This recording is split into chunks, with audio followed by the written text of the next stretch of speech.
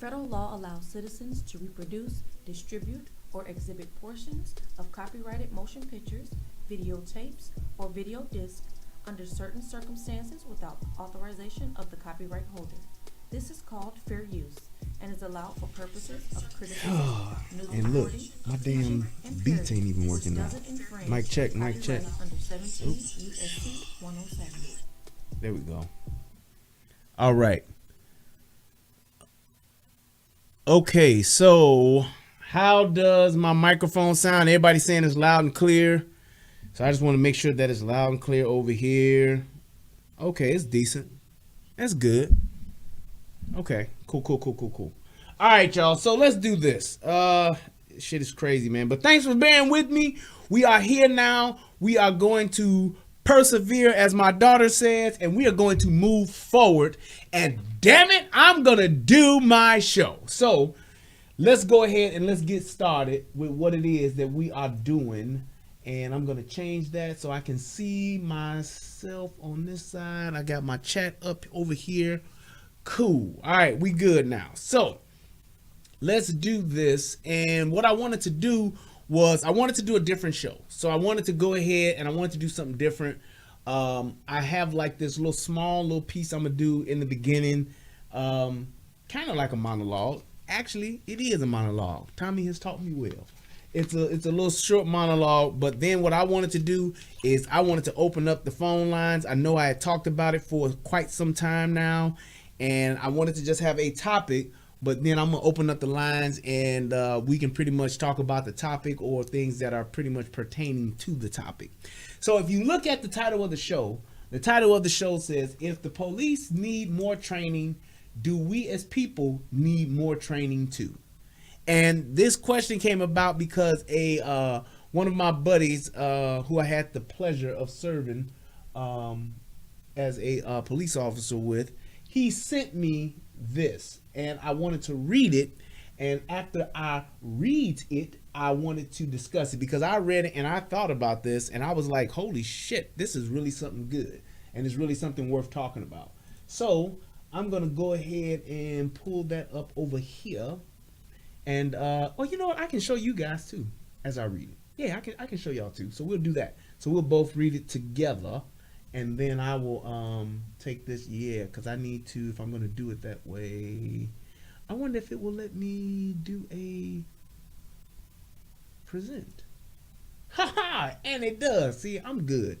Let me tell y'all something. I know a little bit about a little bit, and I can get shit done and figure shit out. Because figuring this out, this was difficult. This really was difficult. And I think, hey, Glenda, what's happening? And what I think is that my YouTube channel and my streaming key got mixed up because I couldn't even connect until I reset my streaming key. So I had to do a whole bunch of configuration stuff. And I think what I'm gonna do, I'm gonna go into XSplit tonight or tomorrow and delete everything and do everything fresh. Because now this whole YouTube thing, the way they got it set up, I guess it's supposed to be easier, but for me, because of the way I learned, I'm used to having two separate programs. And now I guess YouTube is it's integrated. So I don't know. But with that being said, let me go ahead and add this screen so y'all can see it, and then we'll read this together. And then hey, look at that. Look at how I got that all pretty and set up so even y'all could read it.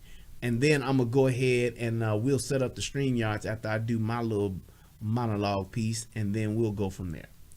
So if you don't know who this guy is in this picture, this is Sheriff David Clark. Sheriff David Clark is a sheriff. He's a sheriff in Milwaukee, Wisconsin, if I'm not mistaken. But he's a very popular sheriff, one of the most popular law enforcement figures in our country.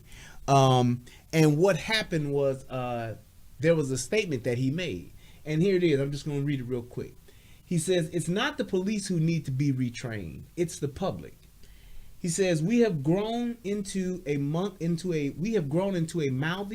mobile phone wielding, vulgar, uncivil society with no personal responsibility and the attitude of it's the other person's fault and you owe me. A society where children grow up with no boundaries or knowledge or concern for civil society and personal responsibility. When an officer says, put your hands up, then put your hands up. Don't reach for something in your pocket, your lap, your seat. There's plenty of reason for a police officer to feel threatened. There have been multiple assaults and ambushes on police officers lately. Comply with requests from the officer. Have your day in court. Don't mouth off or fight or refuse to comply. That escalates the situation. Police officers are our sons and daughters, fathers and mothers, brothers and sisters. They're black, white, brown, all colors, all ethnicities, all faiths. Male and females, they are us. They see the worst side of humanity. Very true. The raped children, the bloody mangled bodies of traffic victims, the bruised and battered victims of domestic violence, homicide victims' body parts, day after day. They work holidays while we have festive meals with our families. They miss... Go to the next page. They miss their kids' birthdays, anniversaries, all those special occasions that we take for granted. They work in all types of weather, underground, under dangerous conditions for relatively low pay, which is pretty much true. They have extensive training, but they are human. When there are numerous attacks on them, they become hypervigilant for a reason. They have become targets. When a police officer encounters any person, any person, whether when a police officer encounters any person, whether a traffic stop, a street confrontation, an arrest, whatever, the situation has the potential to become life-threatening, which is very true. You, Mr. and Mrs. Civilian, also have the responsibility of keeping the situation from getting out of control. Many law enforcement officers are veterans. They've been in service to this nation most of their lives, whether on the battlefield or protecting us here at home. They are the only thing that stands between us and anarchy in the streets. If you want to protect your child, then teach them respect. Sheriff David Clark. So when I read this, it really made me think, and it made me pose this question of saying, well, everybody's putting all of this responsibility to the police. Everybody's saying that the police need to do, we need to do this to police. Police need to be held accountable. Police need to be held responsible. That's the only way we get justice. Police need to be brought to justice. Police need to come and do this. They need to come. Everything has been about what the police needs to do. And I have not once heard any government officials. I have not heard any politicians. I have not heard any of these activist groups. Not a single one of them share that responsibility with civilians. And that, number one, it tells me two things. It tells me, the first thing that it tells me is that there is a clear biasness against police. What it also tells me is we are not trying to have a conversation. This is it's a power struggle. And we're using police officers, as it's like a witch hunt. We're making them the reason why things aren't right in our society. And I think we have done a tremendous disservice to our law enforcement officers. We just have. The way that politicians, and I'm talking about the mayors, the governors, the Congress men and women, you guys putting all of this blame on police officers, it has been a tragedy, because the literally a handful of police officers that have not done things by the book, that have done things just flat out fucking wrong, you've held an entire group, and I mean the entire police department, accountable or responsible for those few. Just think about that. Most major cities have anywhere between 20 to 30,000 cops on the payroll. Take that and multiply it across the country. Ballpark figure, how many police officers do you think we actually have in our country? If you ballpark and say we got 1 million cops in our country, so we really are talking about like less than 30 that we've had issues with, less than 100 that we have issues with. Let's even be boisterous and just say 1,000.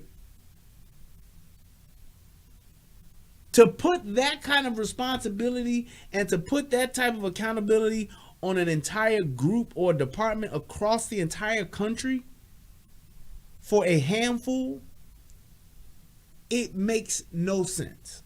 And it shows that this isn't about justice. This is just about it's a power grab. It's us trying to blame this group for all of our problems. When you look at the policing aspect, now are there opportunities with policing? Absolutely. Plenty of opportunity. And we can talk about that. But my thing is this: is there opportunity with civilians? And you have to be an idiot if you say that there isn't. Trying to use the same line of, well, they the professional. Well, obviously they're not. So now what? Let's say that they're not the professional. They the ones in position of authority. We pay their salary. That's what everybody says. We pay their salary. They work for us. They say they the professionals. They're supposed to be the ones that's trained, and they're supposed to be able to shoot guns out of people's hands or shoot weapons out of their hands like they're in the movies. Well, we clearly see that that's not the case. So now what do? Where is the accountability and the responsibility for the citizens? That's the question that needs to be asked. And my thing is this. My position is it is on both sides. It's on both sides. And it's like when we're talking about the whole aspect of trying to stop police brutality, what we're protesting for, marching for, looting and rioting for, we don't have a plan. We don't have a plan. We're just out there making noise. And it's like, and one of the things that I came up with was just saying, what kind of laws do we need to come up with? What kind of laws do we need to enact to where police officers and civilians will not have George Floyd instances, where they won't have instances where your Philando Castiles, they won't have your Tamir Rices? What kind of laws can we put in place to eliminate that or to mitigate it? And it made me think, and I came up with some actually. So people always say, well, you can't shoot a man in the back. Fine. Let's give you that. Police officers cannot shoot a man in the back. Okay. So now what? What does that mean now? So when I have a guy that I'm standing face to face with and he's not complying, what do? When I have a guy that's standing there and they won't put their hands behind their back, what do? And I said this. When there is any type of interaction with the police, if there is probable cause, it should be law that police officers should put you in cuffs. But I ain't no criminal though. Ain't nobody saying you're a criminal. And ain't nobody said technically that you're going to jail right now. But if I have probable cause, so that means if I pull you over for a traffic stop and you have a busted tail light, you got black smoke coming from your exhaust, you got expired plates, whatever the case may be, a cracked windshield, whatever the case may be. Once I pull you over, because now I have probable cause, if for any reason I ask you to step out of that car, because I already have probable cause, I am bound by a law enforcement officer, I am bound by law to put you in cuffs. You as a civilian are bound by law to comply and go into cuffs. That way, I'm not posing a threat to you. I can't get to my pockets and pull out that rocket launcher or that grenade to do anything to you or to harm you. None of that. None of that at all can take place. So if I pull you over for speeding, and I pull you over, and I come up to the car, if I smell weed, whatever the case may be, or if you just seem to be speeding, and I want you to come out that car, I step out, hey sir, or ma'am, I need you to step out the vehicle, you should already be expecting to be placed in handcuffs. Put your hands behind your back, put you in cuffs, and I can either put you in the back of my vehicle, or I can leave you outside, whatever the case may be, while I conduct my investigation.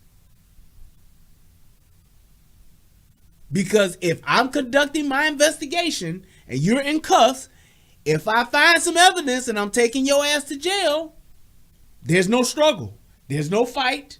There's no knee in the back. There's no palm strike to the face. I don't have to do shit but keep you in the car that I already got you in. That's it. If for some reason everything is good, you was doing 25 miles per hour over the speed limit, I write your tickets, get your tickets out, take the cuffs off you, put you in your gate, go ahead, I'm going about your way, here go your ticket, sir, see you in court, or you pay the fine. And that's it.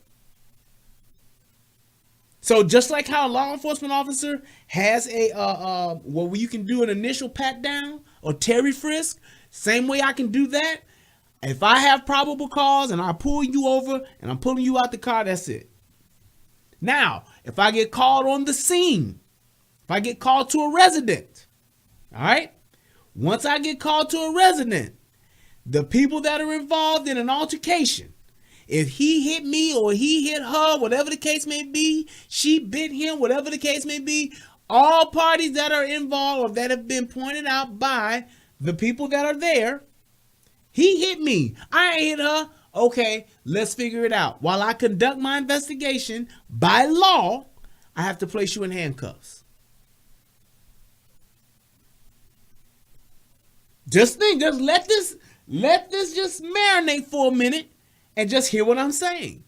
Because now, as I conduct my investigation, you already in cuffs. You're already good to go, and I ain't got to do nothing to you. I ain't got to tase you. I ain't got to mace you. I ain't got to shoot you. I ain't got to put a knee on your neck. I ain't got to foot sweep you. I don't have to do a Hadouken. I don't have to Hadouken you or none of that shit. I ain't got to do anything because you're already in cuffs. Here's the other part to that. If that is a law and you don't comply, then we as the people can agree, well, motherfucker, you know you supposed to get put in cuffs. So if you fighting, you either guilty than a motherfucker, you either got some extra shit, or you are planning to do that officer or other people that are around bodily harm. And therefore, if your ass wind up getting shot, tased, pepper sprayed, whatever the case may be, it's on you. You are putting that responsibility on. So if I'm high off of cocaine, if I'm high off of PCP, if I'm just high off life and I don't want them cuffs on, then I know what I'm getting. Sir, how come you didn't let the officer put the cuffs on you? You know you're bound by law to do that. Cause I ain't did nothing. Okay. It's only a temporary restraint. That's it. It's a temporary cut. You're in a temporary custody. You're in temporary custody. That's it. And that's what you call it. Temporary custody. Am I in jail? I'm going to jail. No, sir, you're not. I don't have any reason to take you to jail. You're in temporary custody. That's it, and that's all. If for some reason, because I'm telling you what that's gonna do, all your bad guys, you gonna know them instantly. Sir, by law, I'm bound to put the handcuffs on you for temporary custody. I gotta put the handcuffs on you. You too, ma'am. Well, why ain't it? Ma'am, by law, which has been passed by the state 6 months ago, y'all got letters in the mail. As a police officer, when I'm conducting an investigation, I have to place you in handcuffs. That's it. Nothing to argue about, nothing to talk about, nothing to dispute. But I ain't did nothing. Ain't nobody said you did. I'm conducting an investigation, and while I'm conducting my investigation, by law, I have to put you in cuffs. Now, If your ass did do something and the investigation does ensue and the investigation ensues and it shows that your ass did do something, you're already in custody. Now you're under arrest. But you said I was in temporary custody. You were. Until I found the knife your ass wasn't supposed to have. Until I ran your name and you had 2 warrants. That's it.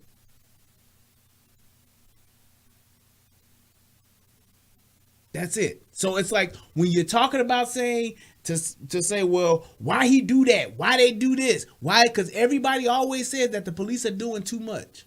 And in some instances they do, but the majority of the time, all they're doing is trying to take your ass to jail because you done fucked up and you don't want to go. So you do stupid shit. You run, you fight, you go see your kids, you walk around to the car door, you keep telling me, I'm not that type of guy. You keep saying dumb shit. You talk about your mama just died. You talk about your cat died. You talk about your best friend for 36 years just died. You talk about you had COVID 2 weeks ago. You talk about your mama got pneumonia. You talk about everything but what the fuck I'm supposed to be talking about, which is why didn't I go to court? That's it. So, y'all tell me what y'all think. I'm going to set up these lines real quick. And I'm telling you right now, I ain't here for no bullshit. If you ain't trying to have a conversation, if you're not sitting here trying to have an intelligent conversation, do not call in. Do not call in. So what do you guys in the chat think so far about what I'm saying? Is what I'm saying, does it hold any merit, any water? Is it just a bunch of bullshit? Brian, you don't know what the fuck you talking about. This makes no sense whatsoever. Y'all let me know. Meanwhile, wait. I need to cancel that. And I just need to turn that off. There we go. Yep, and then I am going to do what I need to do with this. I don't know what you come to do. All right, let's change that. And we will move that over here. Over here. And then I'm going to do stream yards. Let's see what we got here. He said 100% I agree. Okay, 100%. That's what's up. Never gets old. I'm not that guy. Yeah, that shit is so funny left there, I swear. Supreme Court says different. Brielle, I'm telling you right now, if you gonna have a conversation, click the link. If you talking about that more shit, talking about I'm traveling, not driving, all that shit. If you ain't talking about the basic laws of the land, I'm not talking about in the Constitution. It says if you are more and you travel 6 points of light, I ain't trying to have that debate. I'm not fighting that fight. If you talking about that, I'm not really a citizen. I'm a diplomat and all that shit. If you own that, do not click the link. If you can dispute or debate what it is that I'm saying as far as what we are adhering to as citizens of the United States, that's what we can have a conversation about. That's what we can have a conversation about, because nigga, you just can't go to the Supreme Court on a whim. There's 2 other courts before you get to the Supreme Court. So if you gonna talk about that, then I'm good. We can have that conversation. Here it come right now. Let me give me 2 seconds. What is that? Yeah, man. But I appreciate y'all hanging out and sticking with me through all of this extra BS that I got going on with. Let me put that in. With these technical difficulties, man, it was insane. And I was going to do the show last night and I thought I had it figured out, but did not. I did not. And even with the police being retrained and all that kind of stuff, I've always said that there are plenty of opportunities with the police department to be retrained. But I think with just what my buddy Marty sent me about this, with this article, it really got my mind to thinking about what we could do as civilians and how to fix that, how to bring that whole thing around full circle to where you can see both sides. There we go. Use, yes. I want to allow it to do both. And my mic is working. My mic sounds nice. Check 1. My mic sounds nice.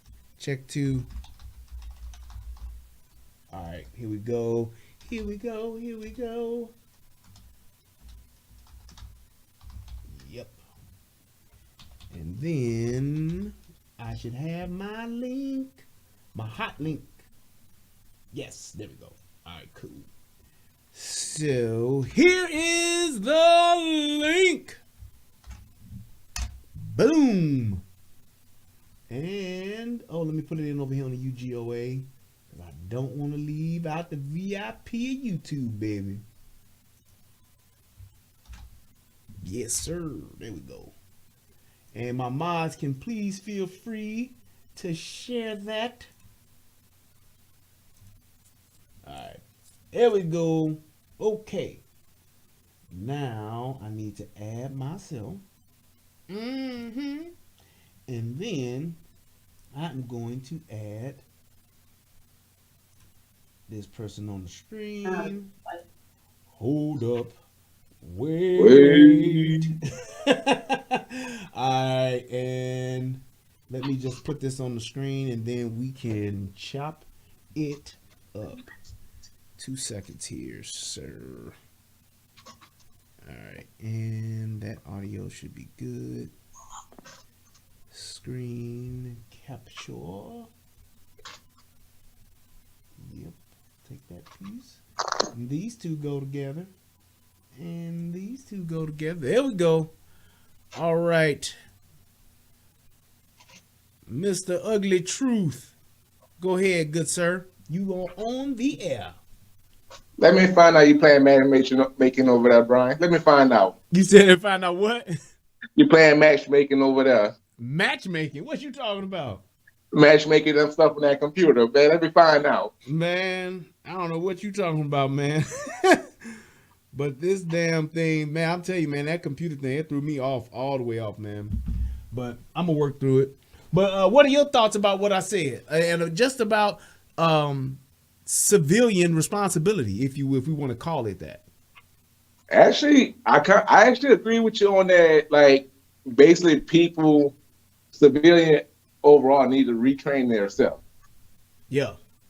Because if you really look at what's all going on, it's like people are doing stuff to try to be like, I don't know, there's some kind of symbol, this second coming, and it's to the point where it's out of hand. Right. Cause like I agree with you on, like, you know what I'm saying, like put them in the handcuffs, like, hey, you just shut the hell up, let me do my job. Yeah.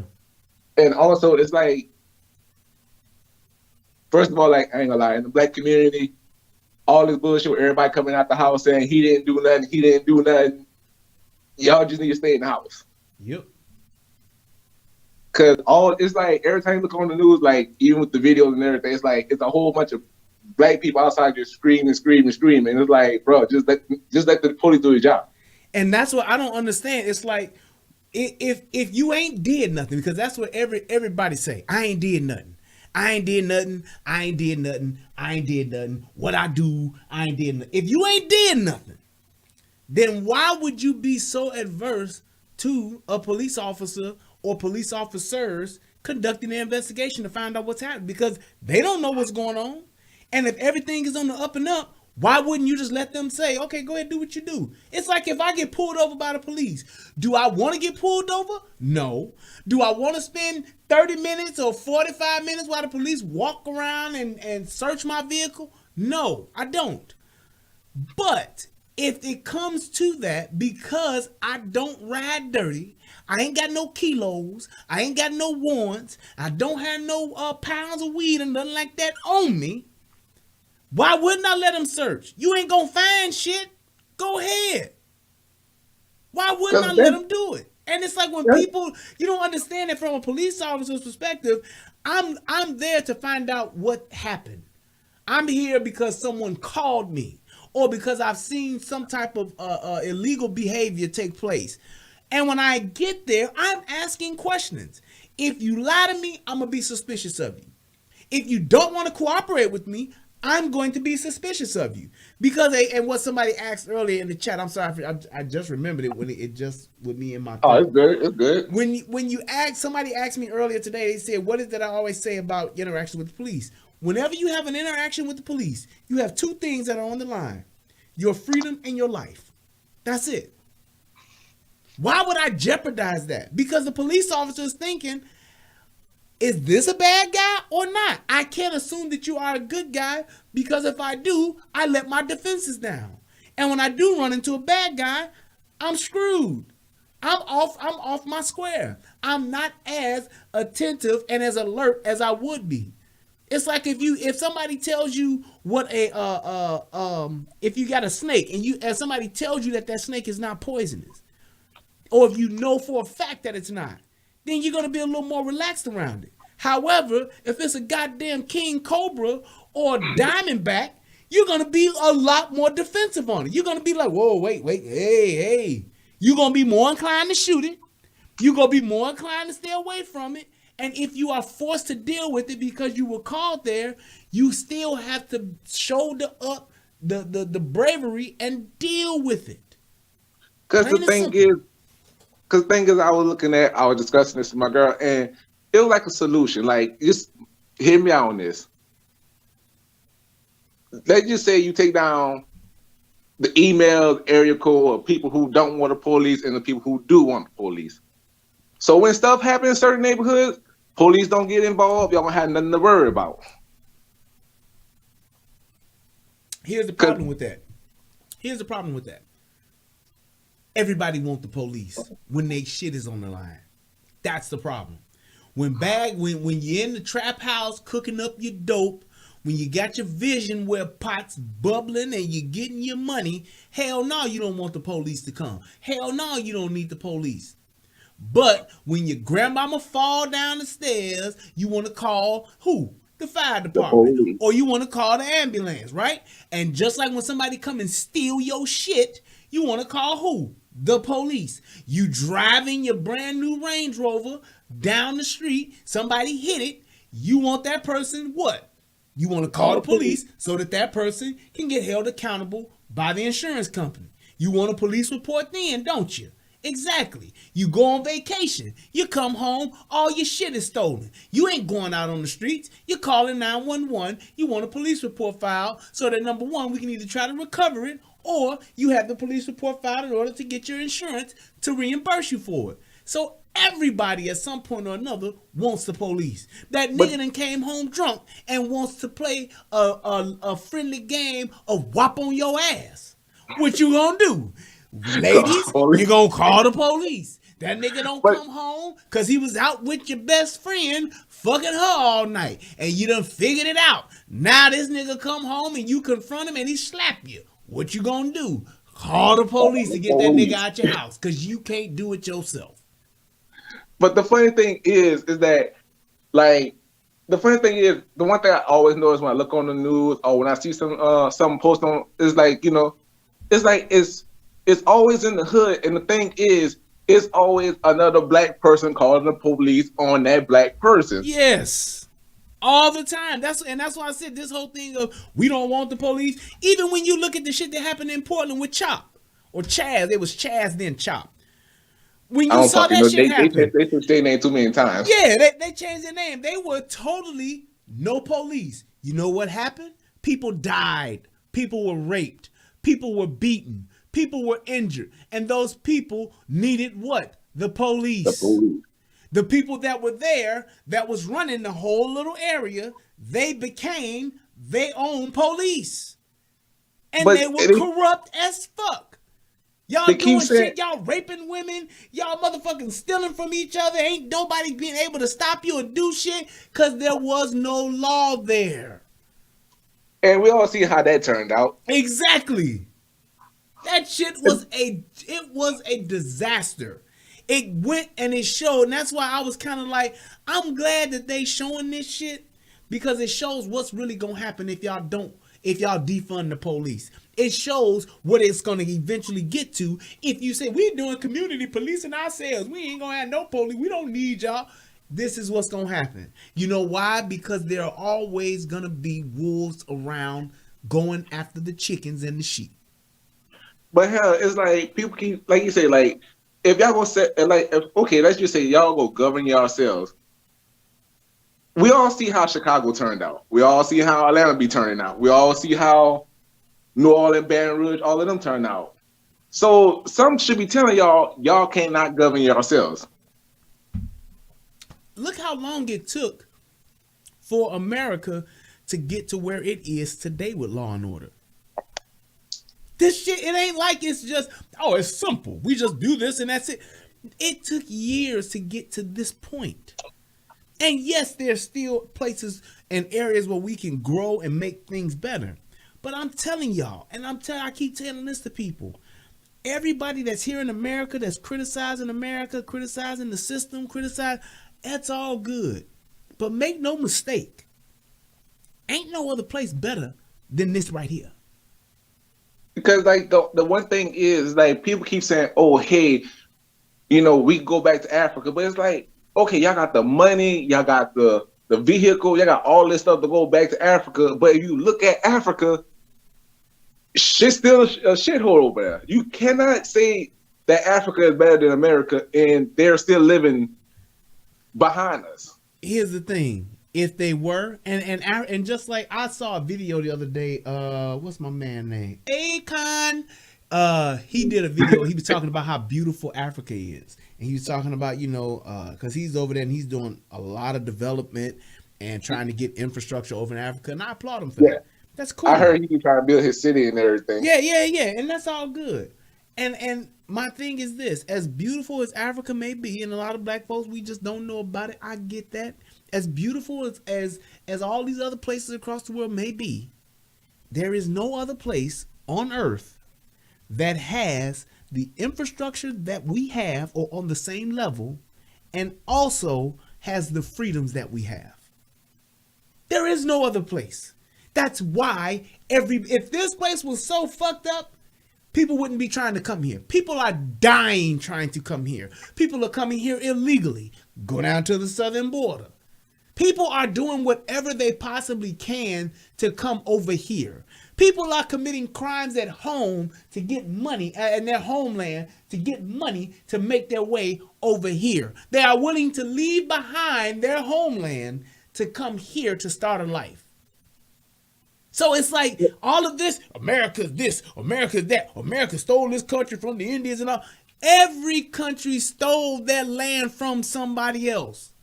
Y'all think Britain just grew into what it is today? Y'all think China grew into what it is today? No. They murdered, maimed, and pillaged lands just like the Americans did, just like America did. It's just that America is the newest one. That's it. So people can talk about the Trail of Tears and talk about what they did to the Indians, how they pushed them to the end of the earth, and then just said, all right, we tired. Y'all can have the rest of this. Yes, they did that. But it's not the first time. But you see, and the thing is, people trying to judge, it's like, okay, hey, we have all this stuff going on. And it's like, y'all don't understand. It's like, most of the problems are caused because, like people always say, y'all get emotional. Oh, y'all feel like y'all behind everybody. So y'all got to put down everybody to get the hit. Right. Exactly. And the thing is, like, and even it's like I said, and even when you look at it and say, well, with what we got going on here and what they're doing to us, and just to get more specific, as black people, you can't tell me that the things that are happening to us, which it ain't good. Those things that are happening to us, you can't tell me that we don't play a hand in it. You cannot tell me that Jacob Blake, there was no reason whatsoever And I don't care what you try to figure out. I don't care what you try to say. There was no reason for him to go around to his car, to get inside his car. You're under Because the arrest, thing, dude. You're because under the thing is, arrest. people keep on saying like, oh, and it's like I kind of point out myself on my Facebook page. It's like people keep on saying like, hey, they didn't have to shoot him. Hey, all this stuff, but it's like if they tell it like me, I got pulled over a couple of times, for speeding because heavy foot, Yeah. I got pulled over. Hell, I got pulled over one time. I ain't gonna lie to you. I got pulled over one time for hitting 120 in a 35. There you go. Dead wrong. I done got pulled over plenty of times speeding. I got pulled over I was doing 90 in a construction zone on the interstate at 2 in the morning. Police officer was sitting in the cut and got me dead ass. There was nothing I could say. And when he came up to the door, he said, hey, what's going on? I said, officer, I didn't see you, first of all. So I wasn't trying to disrespect you. I said, second of all, I'm trying to get home because at that time I had a 3-year-old in the back because I just drove from Memphis. And we had drove from Memphis to St. Louis, ate at Sweetie Pies, and then came on back up to Michigan. I said, I got a 3-year-old who's been in this car for over 14 hours. I said, I'm just trying to get home. I said, it's 2 in the morning, ain't nobody out here, and I'm just trying to get home. And he said, I understand that. He said, but you were going too fast. And I said, I understand. And then he wrote me tickets. Now, he wrote me tickets like a motherfucker. But he was at least nice enough to say, hey, look, all I said was that you was going over 5 in a construction zone. Because had he really wrote what I was doing in a construction zone and put that on the ticket, I would have probably got my license suspended. Or I would have had to pay about $400, what turned out to be a $125 ticket would have been like a $375 or $450 speeding ticket. With a misdemeanor probably behind it. So it's like, was I mad that I got a ticket? Yeah, but I did that. That was me. I gambled and shook the dice, hoping I could just get on in because it's 2 o'clock in the morning. But I had to take that. That's just what it is. Because like the thing is, it's like with me growing up, like I grew up out the hood. Hell, like when I see stuff like going on the news, like people like with the Kyle thing. Like everybody on Facebook kind of like, oh, he's a murderer and all this stuff, and it's like I'm looking like y'all only see that he was shooting. Y'all didn't see what happened before he started shooting. Exactly. And even if you look at the shooting, if you just look at the shooting, what it looks like is somebody attacking him. Whether they was going for the gun, hitting him with a skateboard, trying to take his gun, whatever the case may be. He was not the aggressor. He actually responded to the attack. Plain and simple, cut and dry. If that would have happened with anybody else, had those white guys been doing the same thing with a black dude, it would have been, man, that brother was defending himself. Hands down. Not even a question. Not even a question. We're not going to even question that had that been the case. But because it was a white dude, it was a young white boy, even though that there were white people too that he shot, the fact is that they were protesters. That's what it was. And I'm telling you like this, I'm so glad that he did what he did because everybody's tired of what they're doing. Because the one thing is, like, I'm looking like, okay, if y'all gonna set a rule where, hey, we gonna record the police, hell, why don't y'all set a rule to record the niggas that actually shooting up your hood? They gonna do that because they scared. And even to that point, I've said before, even when I did that show a couple of weeks ago, I said this is where the government steps in at. The government needs to step in and put together the infrastructure, partnering with state governments, and they need to set up the infrastructure for every law enforcement department. If you're in a metro city, you need to have a body cam. Plain and simple. That footage needs to be uploaded at the end of your shift, and that footage needs to be available to the public instantaneously. Why do you say that? Because that's what will keep people honest. If I know that my camera and the thing with the camera software, the next thing they need to do with the camera software, they need to figure out a way for that camera to alert supervisors and to put some kind of tracking on when it goes offline. Because cameras all of a sudden go offline in the heat of battle or in the heightened part of the investigation. When shit goes left, camera's gone. No audio, no video. Nope. That camera should alert or send some type of alert to dispatch. Should send it to the supervisor officer that's on duty, and it should be tracked in the software when it goes offline for whatever reason. You turn it off by accident, it should show. You turn it off on purpose, it'll show. Dispatch can call you instantly and say, Adam 12, why is your camera off? I'm on lunch. Oh, okay. When you check off for lunch, fine, you check off your camera. When you check back on for lunch, you check on your camera. When you check on for the day to work your shift, you turn on your camera. After you go in the dispatch and check on, your camera should instantly come on. And it should be set up to where not only you can do it, dispatch can turn that camera on too. So if you say, I'm pushing the button, dispatch, it ain't coming on. Okay, let me help you there, Adam 12. Yep, it's up. We see the link. You're transmitting. Good. Because like one of the problems I have with like certain situations that go on, especially like with the media and people pushing the narrative like, oh, all white people are racist. It's like some of the stuff is like the news not even putting out for y'all. They putting out clips of what they want y'all to see. Yeah, and that's why I said it should be loaded up to where it's just the raw data is uploaded and people can just access it. Because you're gonna eventually be able to get it anyway through a FOIA request, but the people should have access to those videos. Plain and simple. Because the thing is like if y'all will be like, okay, hey, the police, y'all need to reform the police, y'all need to do all this with the police. But the thing is, okay, they could do all. If y'all talking about retraining the police, defunding them is literally costing them. They cannot retrain them.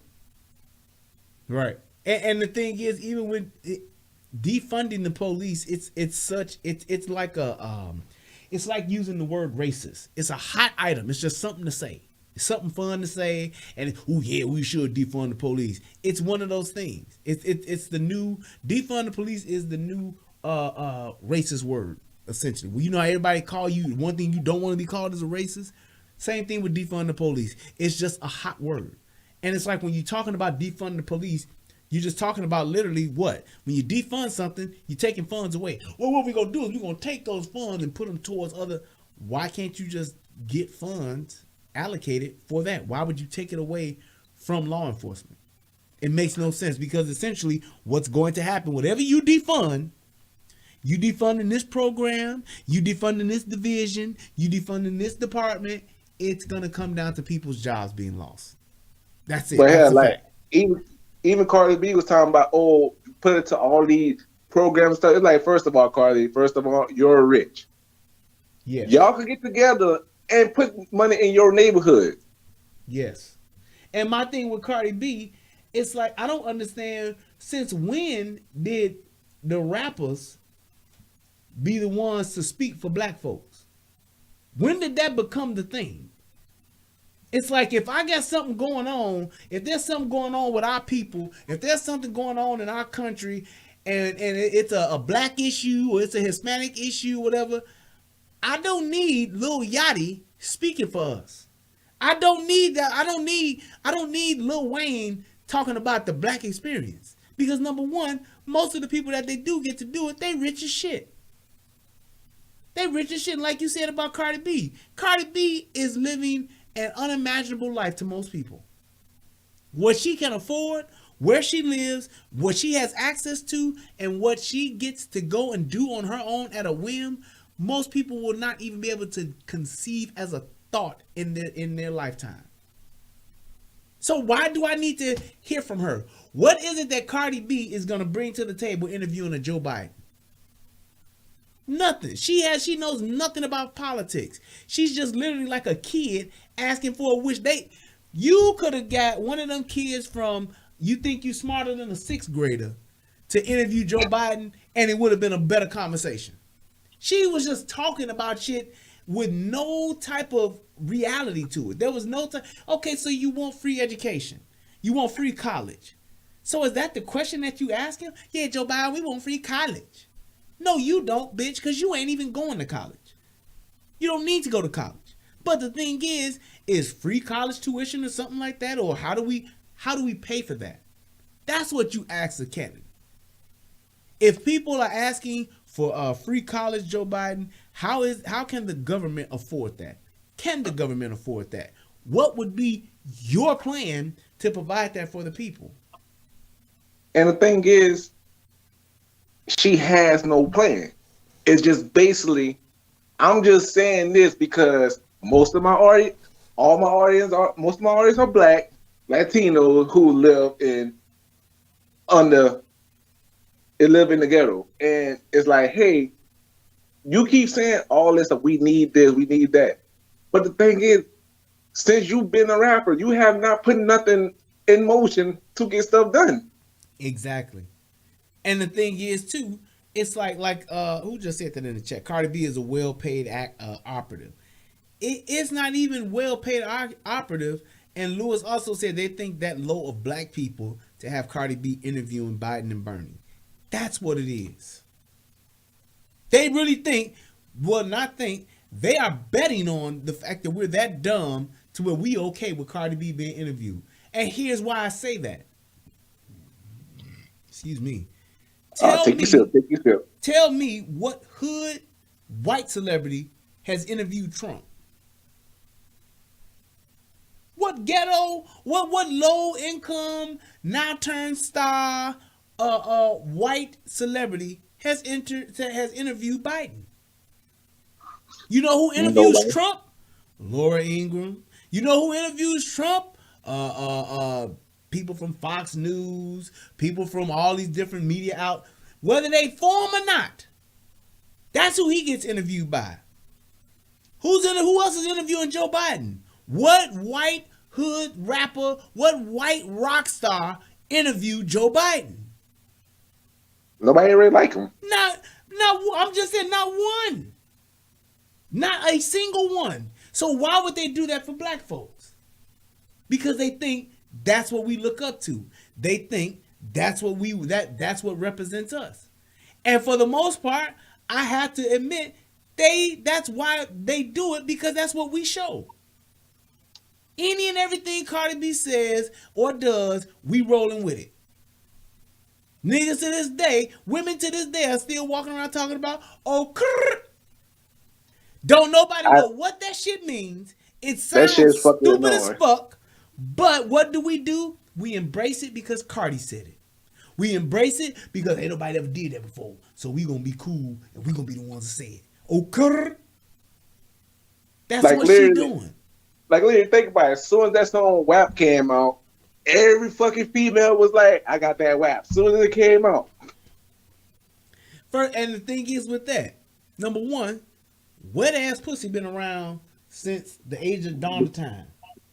Number two, the fact that it's a racy, vulgar, nasty song, whatever you want to call it, it ain't the first. Number three, this ain't nothing that we ain't never heard before, so why are we over glorifying it? Why do we do that? And it's like we over glorifying something that everybody knows about, everybody's heard, most people have experienced, and we let it break the internet. Hell, even the song, there's some holes in this house. Most motherfuckers don't even know that's an old school house hit. House music Started in Chicago. There's some holes in this house. There's some holes. That shit is from the 90s, dude. Dude, if you look at Actually, the late 80s, early 90s. if you look at rap now, they literally going back to the old song. Even with Young Boy with the Dirty Diana, that was Michael Jackson, Dirty Diana. Exactly. And it's like we heard it's some holes in this house years ago. So it's like when I heard it, I was like, oh, they brought the house joint back. That's what's up. And I ain't even hating on the song. It's something, it is what it is, but why are we making it that thing? It's really not. It's just like how niggas went crazy over Patti LaBelle's sweet potato pie. Niggas was fighting over them damn pies. The Popeye's chicken sandwich. And I'm telling you, I said, eventually I got the taste of Patti LaBelle's sweet potato pie. They had one after all of the craziness went by, after it all went insane, and the gay dude was like, Patty. After all of that took place, I went ahead and I got one. And I tasted it. And I said, I can't believe this shit. Because I really was hoping that she put a different spin on it. I was hoping that she made it taste different. That sweet potato pie tastes average. You can get that sweet potato pie in any African American, Black American home on Thanksgiving or Christmas Day, and it's the same thing. There was not a thing special about that pie. And niggas was losing their mind. And I'm talking about black folks. Niggas was making videos. Oh, Patty. It's a sweet potato pie. It was literally, and it wasn't nasty. I ain't hating on a pie. It wasn't nasty, but why would black folks? That's just like black folks going crazy over some chicken wings. Nigga, we cook chicken wings. I had some today.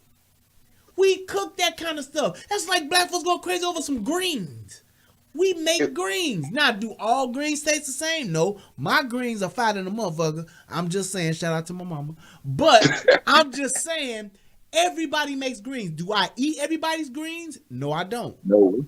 But for the most part, if somebody came out with some greens today, it should not revolutionize black folks. Now, maybe white people, Hispanic people who ain't used to Southern cooking, people over from Nigeria, people from India, yeah, it could blow their socks off.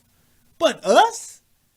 Somebody come out with chitlins and we go crazy. Oh, them chitlins, goddamn, dude. Oh, man, them chitlins. What? Man, they was shooting people over Popeye chicken sandwich. Yes. And I had that Popeye chicken sandwich, and the sandwich was decent. It wasn't changing the game. It wasn't revolution. Oh, these niggas done did something different, man. I can't believe how they do this. I was like, it's a good chicken sandwich, but shit, it's all right. It ain't that, oh my God. It is what it is. Go ahead with your last thought.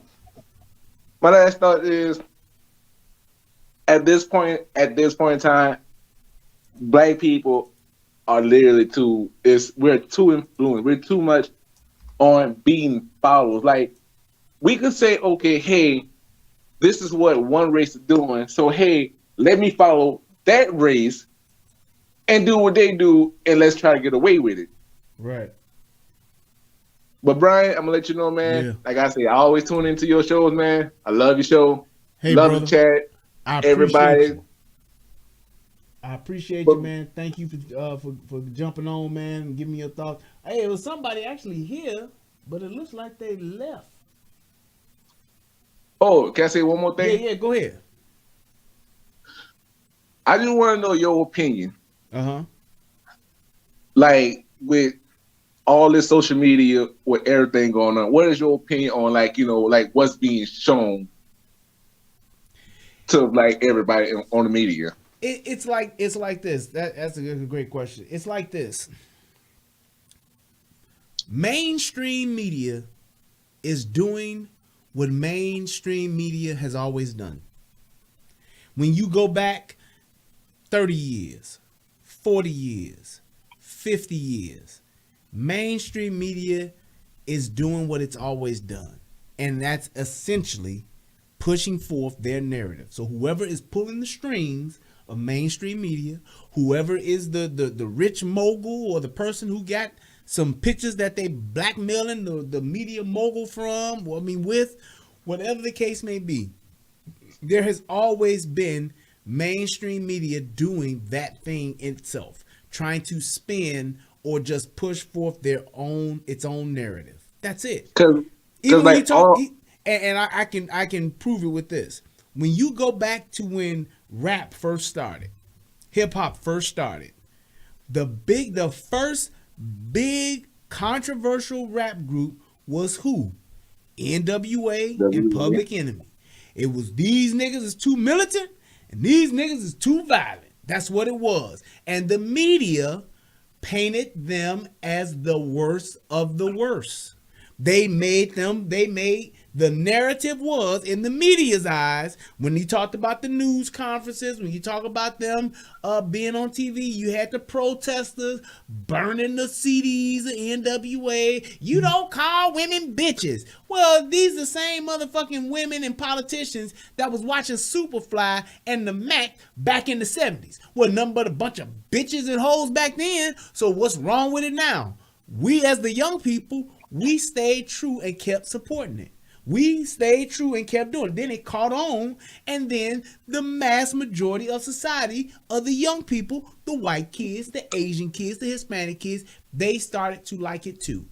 And it caught on. But it was always, especially in the late 80s, early 90s, it was always negative connotations with hip hop. My daddy didn't like it in the beginning. My mama didn't like it in the beginning. All the old people didn't like it. Just like rock and roll. Rock and roll back in the day was the devil's music. It's always been that way. And they paint it that way on purpose because they don't want anybody else having any type of influence. That is the mainstream media's job, is to conduct influence. That's it.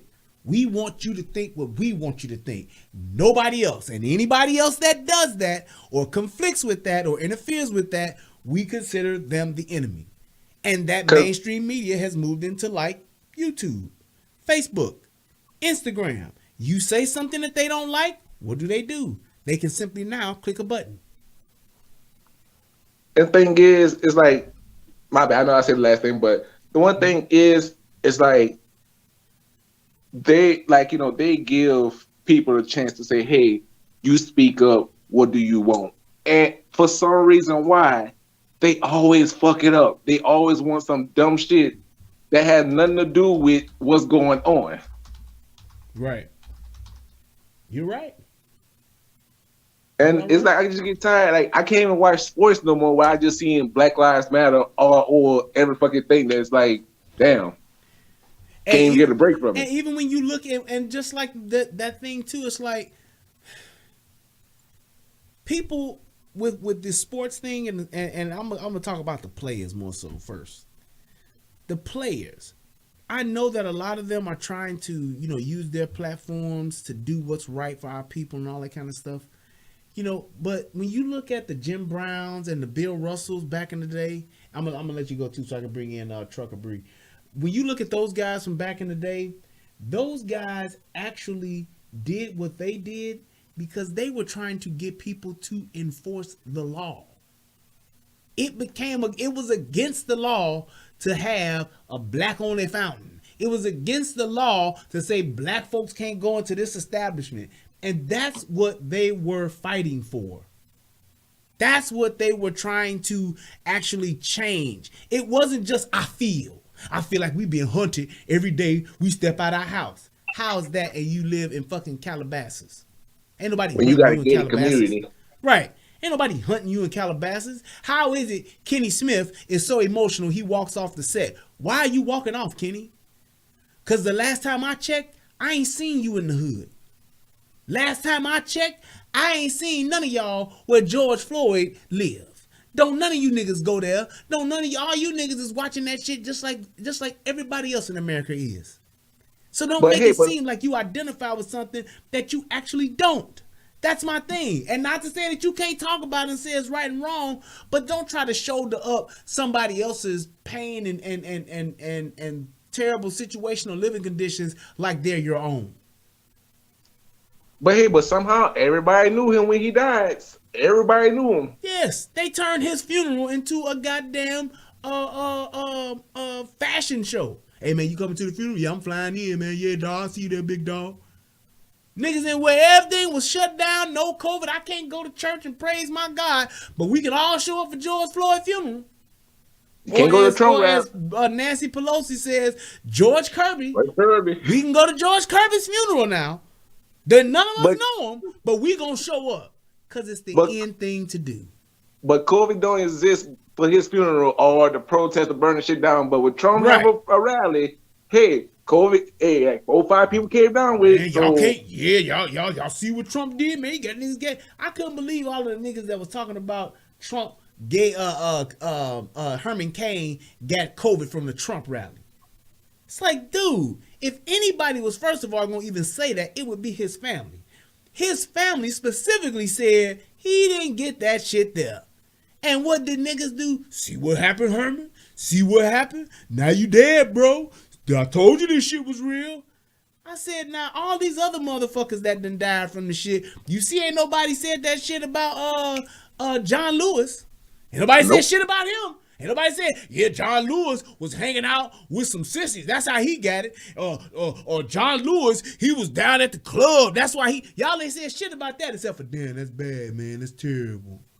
But so Herman Cain is because he was fucking with Trump. Because he supported Trump. People were implying that because he supported Trump and was at a Trump rally, he got COVID. Man, if y'all don't get the fuck out of my face on the internet, I can't. So none of y'all motherfuckers got caught COVID for being outside, kissing and hugging on people, for burning shit down. Nobody got COVID. Right. Nobody wasn't no spread of COVID then. And you would have thought that politicians would have said, we are really going to strictly enforce this and say y'all can't protest because of COVID. So I can protest, but I can't go to church. I can protest, but I can't go to the barbershop. I can protest, but I can't go to a restaurant. I can protest, but I can't go to a baseball game. I can protest, but I can't go to a football game. I can protest, but I can't go to a basketball game. And ain't nobody upset at this? Ain't nobody questioning that? And meanwhile, you got your Nancy Pelosi's, you got your, and I'm gonna say this and I'm gonna be out. All right. Well, you gonna be out. You got your Nancy Pelosi's and you got your mayor, what's the mayor you call your Lori Lightfoot's going to get their hair done though, while it's a lockdown. I'm the mayor. I'm Nancy Pelosi. Man, it's a bunch of BS, man. That's why I call a bunch of bullshit on that. Absolutely. And Brian, like I said, man, keep doing your thing. I'm gonna keep watching the show, supporting you, man. Everybody, make sure y'all hit that like, share it on his stream, whatever y'all gotta do. That's what's up. Thank you, brother. Later. All right.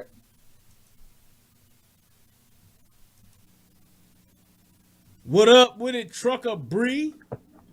What's up with you, young man? How you doing? I'm good, man. Go ahead. What are your thoughts? I want to start by saying I'm not anti-police or anything like that. And what I was saying in the chat, it was just like more like just like Supreme Court cases that I looked at. Do the police need more training? I think the police maybe need more training, and the people need more like education, because it's a two-way street. One of the Supreme Court, I'm not ready.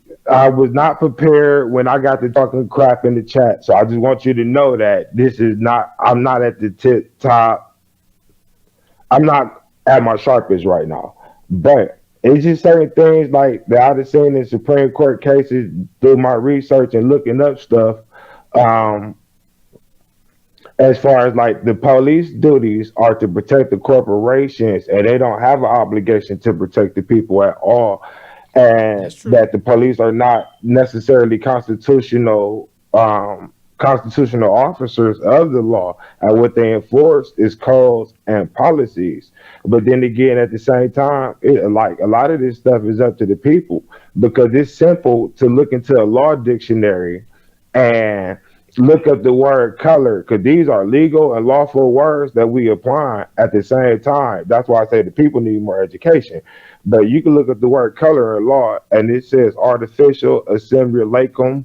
So um, Well, I guess the when thing these is this. people ask, The thing is this though. It's like what the police do. They enforce the law mhm, that is established by the politicians that are supposedly to establish the laws and policies of the land based on what the people want. So there is it's not just them supporting and doing what the corporations are doing. No, they are enforcing the law. That's the job of a police officer to mhm. enforce the law, and whatever law is being broken, our only job is to bring you to court so that you can have your charges pressed against you, and then you have your day in court to defend against those charges. That's what the police officers essentially do. It's not for us to say, if I see you break a window, it's not my job to punish you for breaking that window. It's my job to take you to court so that To you can beg be held you in, responsible or yeah, accountable for that. it's been a complaint, and you go check out and investigate the complaint, and I understand that. But at the same time, all right. So let me ask you a question: are you an officer, like a police officer, or are you a sheriff? What jurisdiction are you in? I was when Are I was a police officer, I was a deputy sheriff for all two right. years. I So was a you deputy sheriff so reserve for 2 years. all right. So as the deputy sheriff, you took an oath to the organic constitution of the one that Benjamin Franklin and them signed, right? Well, it was nope. As when I was sworn in as a deputy, it was the laws of the Mm-hmm. land and the Constitution. And the So Constitution. yes, so it was both. It wasn't, oh, we only uphold what's in the Constitution. Nope, we took an oath to uphold the laws of the land and the Constitution. I don't think that like regular officers um have that same constitutional obligation that the sheriffs will have. Yes, they So do. it's just Nope, the difference. that's Like, not. Nope, that's not true. They do, but if you can even go and look up a swearing in, YouTube a swearing in ceremony, and you'll see when officers, because officers get sworn in the day they graduate. That's the technical thing when they get sworn in. When they hold their hand up as a sheriff, the sheriff is the one who deputizes you. Can't nobody else deputize you but the sheriff. So the sheriff says, hold your hand up. hold on. Excuse me, I'm looking in the comment section on my TV or whatever, and somebody said that the police are not security.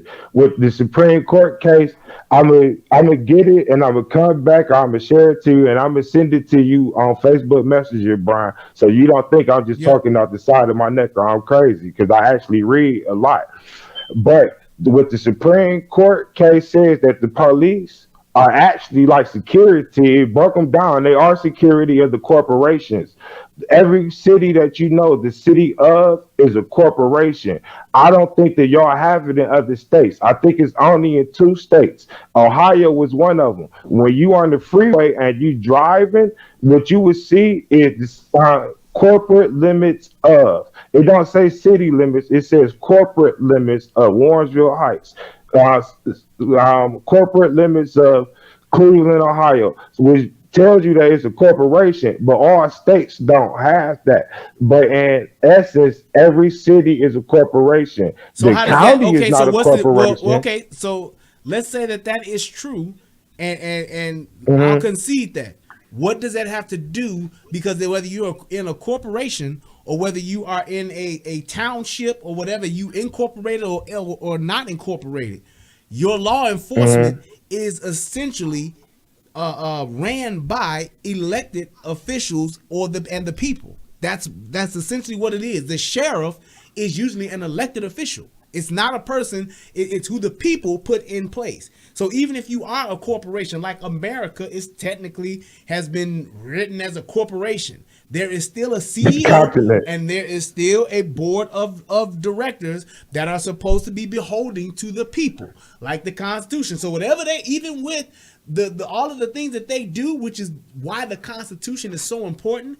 The Constitution is the line that binds all of these things to say, The- well, you can talk what you talk and say what you say, but this is that thing that can't be broken. So, See, all right. So what people need to know is that there's two constitutions. One of them is called the Act of 1871. If you go on Google Scholar, not just Google, go on Google Scholar, go on Justia, you can go on Yale Law, and you can type in the Act of 1871. This is where a lot of this corporate stuff came in at, and it got out of the organic constitution stuff. It's a whole lot of conflict of interest and stuff. okay, but what And does that have to do? Okay, but what does that have to do with what the police job is? Because that's still, oh, regardless of what, even when you go into, there are certain communities and certain neighborhoods that it, have it breaks private, it breaks down that have it private breaks police down departments. simple. If the police are colorable and if they fall up under the color of law, color of authority, and we are the people, human beings, and they come and they shoot us to enforce color of authority. Hey, just so you don't think I'm crazy, go on Justia and type in color of Okay, authority so you can see it I'm not yourself. disputing you on I that. want I'm not disputing you on that. What I'm asking is, what so with everything that's being said, there is still a governing body and people that are appointing these people to direct that department. That's all I'm saying. In Chicago, Chicago could have they can have corporations, they can have figurehead, whatever they got. However, the mayor is appointed by the people, not a corporation. The mayor and the police superintendent, they are appointed positions. The people vote those people in, and they give them the power to appoint these people. Same thing, just like in the government. You're talking about the Supreme Court. The Supreme Court, the 7 Supreme Court justices, or the 9, I think it's 7 or 9, whatever. hey, Those Supreme Court justices are there to make sure that the president doesn't violate the Constitution. That's what they there for. That's why they true. have But certain rules in place to where the president and the Supreme everybody is Court not under can't constitutional fraternize. jurisdiction. So what does that have? I'm saying, what I'm asking is, what does that have to do with the police and their job as far as being incorporated or not incorporated?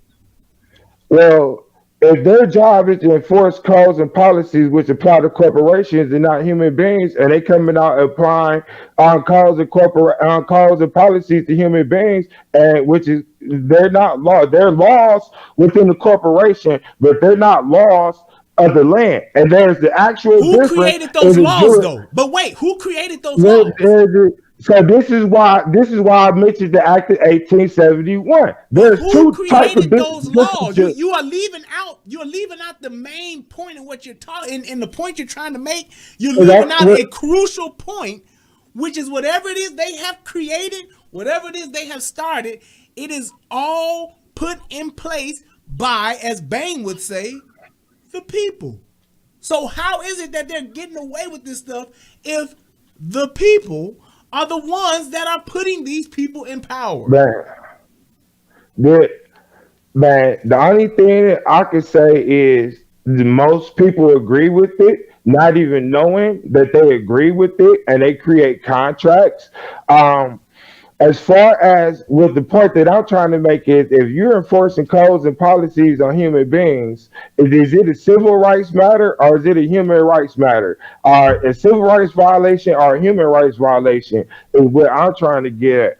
Most of these police killings that you see happening or whatever are like human rights violations, but they put it in the jurisdiction of civil rights. Therefore, it don't have to go to international court.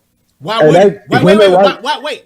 Okay, human rights fall okay. up under I'm gonna international concede that. jurisdiction Why would it need to go to international court? because they doing the jobs of the sheriffs.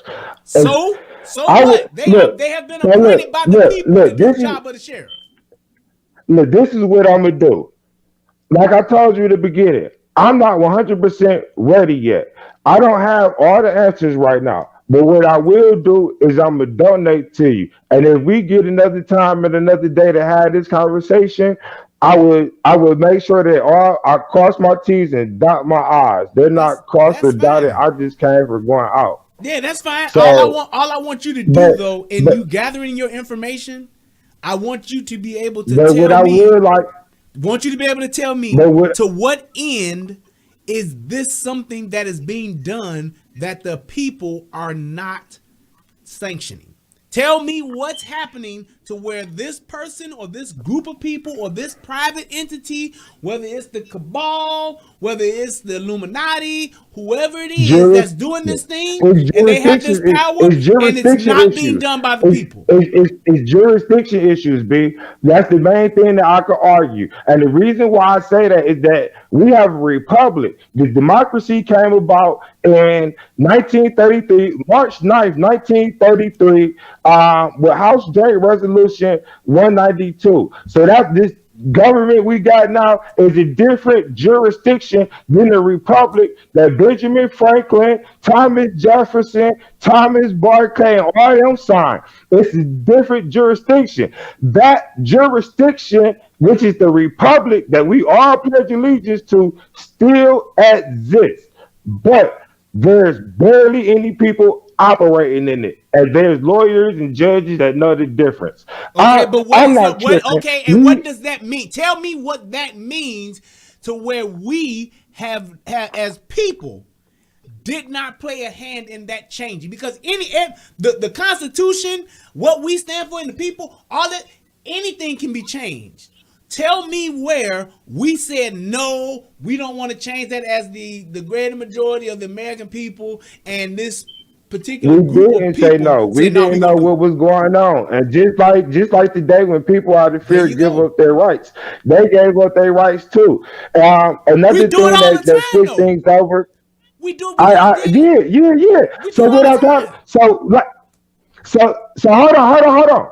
I'm not anti-police, and I'm confused, man. I see you arguing on the TV and stuff, and this late, and I'm like, is he still yelling at me? I'm not anti-police, and like I said at the beginning, the police need more training, and people need to study law more. Also, I am not anti-police because if a nigga shoot me and I can't shoot him back, and I need help, guess who I'm calling? 911. Exactly. That's So it. And I'm it's like, not and even with what I'm you, not but what you, anti-police. here's what I'm saying, because what you're, the point you're arguing, it's a technicality. And a technicality when you're talking about saying, well, y'all gave, if I give you my debit card and my bank account information and my PIN number, I can't give you that and then come back and say, well, Brielle spent my money wrong. No, he didn't. Brielle spent the money the way he wanted to because I gave him the power to do it. Just like when 9/11 hit. We voted in Homeland Security. We voted in with Obama the Patriot Act. We voted in, I mean, not the Patriot Act. The Patriot Act came along with Bush. But that other act after that. We gave up our rights. Spy on us. Listen in on our conversations. Fly drones anywhere you want to. Do whatever you want to us. Just keep us safe. That's what we But did. We can't now go back but and it's say, not well, under what they did was intelligence. wrong. It's What not they under did was no. Hold intelligence that on. we're Wait, wait, wait, giving up wait. our Hold on. and Wait. because we give up Let me our finish rights my doesn't point. make it Let okay. me finish my Like point. Let me there's a finish my case where point because we no. both can't talk at the same Mhm. time. Let me finish my point. We Yes, sir. can't give up all of that stuff and then come back and say, well, what they did was not constitutional. What they did was wrong. What they did, they shouldn't have done. We can't go back and say that after we gave them the power to do it. They didn't do none of this shit, cloak and dagger. We just woke up one day and there was Homeland Security. No, it was on the news. It was in legislation. It was at Congress. It was bills passed. We voted for it. We put the people in place who did it. We let them do it. So we can't go back now and say, well, that was wrong. They should have did it that way. They could have done it that way. They should have did it that way. We can't do that.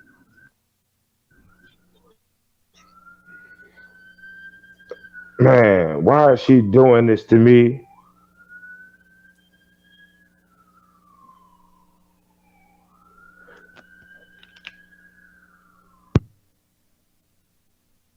Did I lose you? Hello, can you hear me, B? I can hear you now. You went silent for a second. All right, I can't see nothing. This is my thing for when people say Gotti 24 said in the chat, of course governments change over time. If the Constitution have not changed, then this government have not changed. It does. It Are you there? evolves. It evolves. What applies, there are certain principles and laws that apply at certain times. There are certain things that are put even on law books. There's certain places where you can't spit on the ground. It's against the law. But because of how time has changed, because of how we have progressed as a people, it's a law, yes, but it's not enforced. But all I'm saying is that there are two different jurisdictions, and there's more than one jurisdiction on the land. It just like it's two different jurisdictions. You Okay, have the but which one? Constitution. Which You one have the do first everybody? Which one is Constitution. everybody going by though?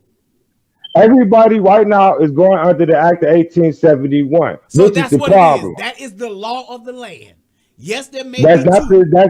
that's not the law of the land. The law of the land shall and always will remain in the original Constitution in the 1700s, 1780, 90, whenever they did it. That will always be the law of this land, and the treaties that supersede it. And that's just like stuff that you learn in like sixth grade. And then with the Supreme Court, the Constitution says that all power should be vested in one court. That's the Supreme Court, and all other courts up under that has to follow that. So this is where you can use the Supreme Court case laws inside the state court or municipal court, because municipal court gets its jurisdiction and power from the Supreme Court, and the Supreme Court gets its power from the Constitution. Everybody just under a corporate constitution that don't know the difference. And I mean, when the government reaches tyranny, the Constitution say the people have the right to change it, to flip it. So if they do, and if it is, then what is the argument? Do you Man, realize that what you're saying? Do you realize that what my you're saying and what my you're arguing? argument is Do you realize literally that what you're saying and what you're arguing, even though you may be 1,000% correct, do you realize that the people are not going along with that? They want to go along with this. So how can you tell the greater majority of the people of that land that are going with a different plan, different constitution, different bylaws, different directives, whatever you want to call it? How can you tell them that that is the thing that they can't do when they're actually doing that thing? There is no point to argue. Not saying that you are wrong. What I'm saying is that what the greater majority America's a does free is country. what is. Brian, it's a free country, Brian. You have a choice to give up your rights or to keep your rights. It's not anything that I can do to make the next man enforce the Constitution or not enforce the Constitution. You can either live for your rights or know your rights. Those of us that know our rights, like myself, I beat the last couple weed tickets I done got. And for the Okay, you simple talking fact about that I weed? know, That's what I'm saying. You talking about no, beating just weed hear me. tickets? You talking about No, beating just weed tickets? and it But wasn't that I in the beat whole them. spectrum Hold of on, just hear me, things. hear me. It wasn't that I beat them. The police came out, they did their whole. No, I got the ticket, but from years of listening to you and Tommy, I'm not going to argue in court and be on that Moorish. I mean, on the street and be on that Moorish crap and blah blah blah blah blah blah. When I went down to court, I talked to the prosecutor. I put him to the side. We had a little conversation or whatever, and they no longer kind of mess with me in that jurisdiction anymore. And I don't have the paperwork at this house, but I could clearly show you the That's paperwork fine. once I get it, and I would send it to you. That's fine. So I I don't need mean, it. All I'm saying is I'm not disagreeing with what it is that you're saying. What I'm saying is that you can have this thing over here, and that thing over there can be just as pure and true and correct as what you're saying. But if you have a global thing over here, it's mhm. totally different. You can't say, yeah, this thing we have over here is that thing Man, when everybody else is saying, no, this is the thing that we want, this is what we're man. going by. All right, well, That's look, just what it is. It's just well, like then that's on them. Look, the road to destruction is wide and broad, but the road to heaven is narrow. Everybody, I'm not doing what everybody else doing. I've never been the person to do what everybody else do. So when everybody else give up their rights and go down that wide, broad road of destruction, I'm not doing that. So all I could do was give the message or whatever. It's different jurisdictions. The road of destruction is the one that these so-called black people are on. Everything that they do in the so-called black culture, as far as even in the church, if they was honest, all they did was make a bunch of pimps and prostitutes. I mean, pimps and perverts rich, maybe a couple prostitutes too. That's all the black church ever did is make pimps and okay, perverts okay, rich. well, wait, All just they like okay, bunch of Democrats, bunch of hang on, wait Democrats a got minute, us poor. wait.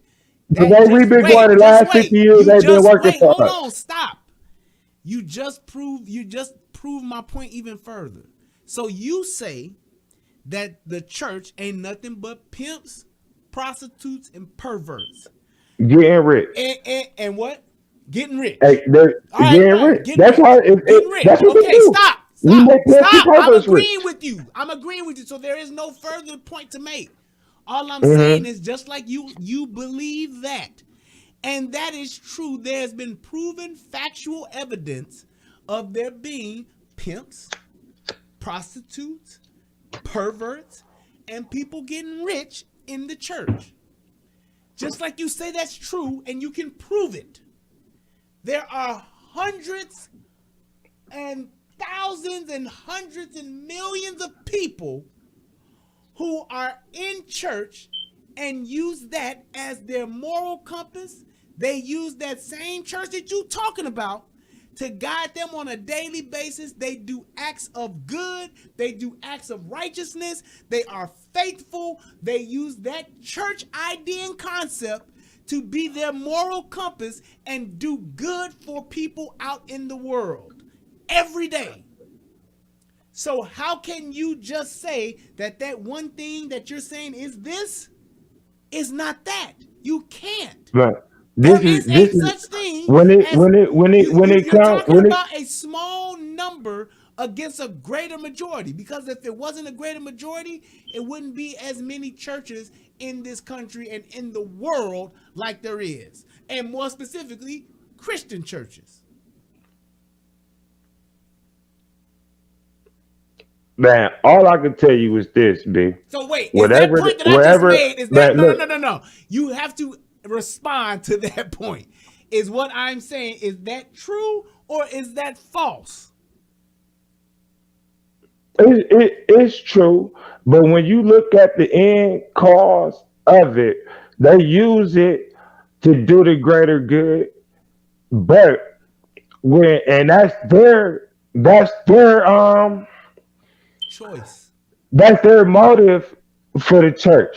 That's the But and that's their for the most choice. part, the leaders and the people that's running the government and been running government is corrupt. It's their Joe Biden is choice. corrupt. I don't see how Donald Trump became racist after 2016 or 15 when he started running for president. He It, wasn't racist to black people before then. it's a All the government choice. officials are corrupt. It's a What are we choice. doing as a people? It's a choice. And that is the Hey, very and just like how you talked about the original Constitution, the very essence of America, the very essence of the United States of America and it's the a free Constitution, fucking it's country. about freedom of choice.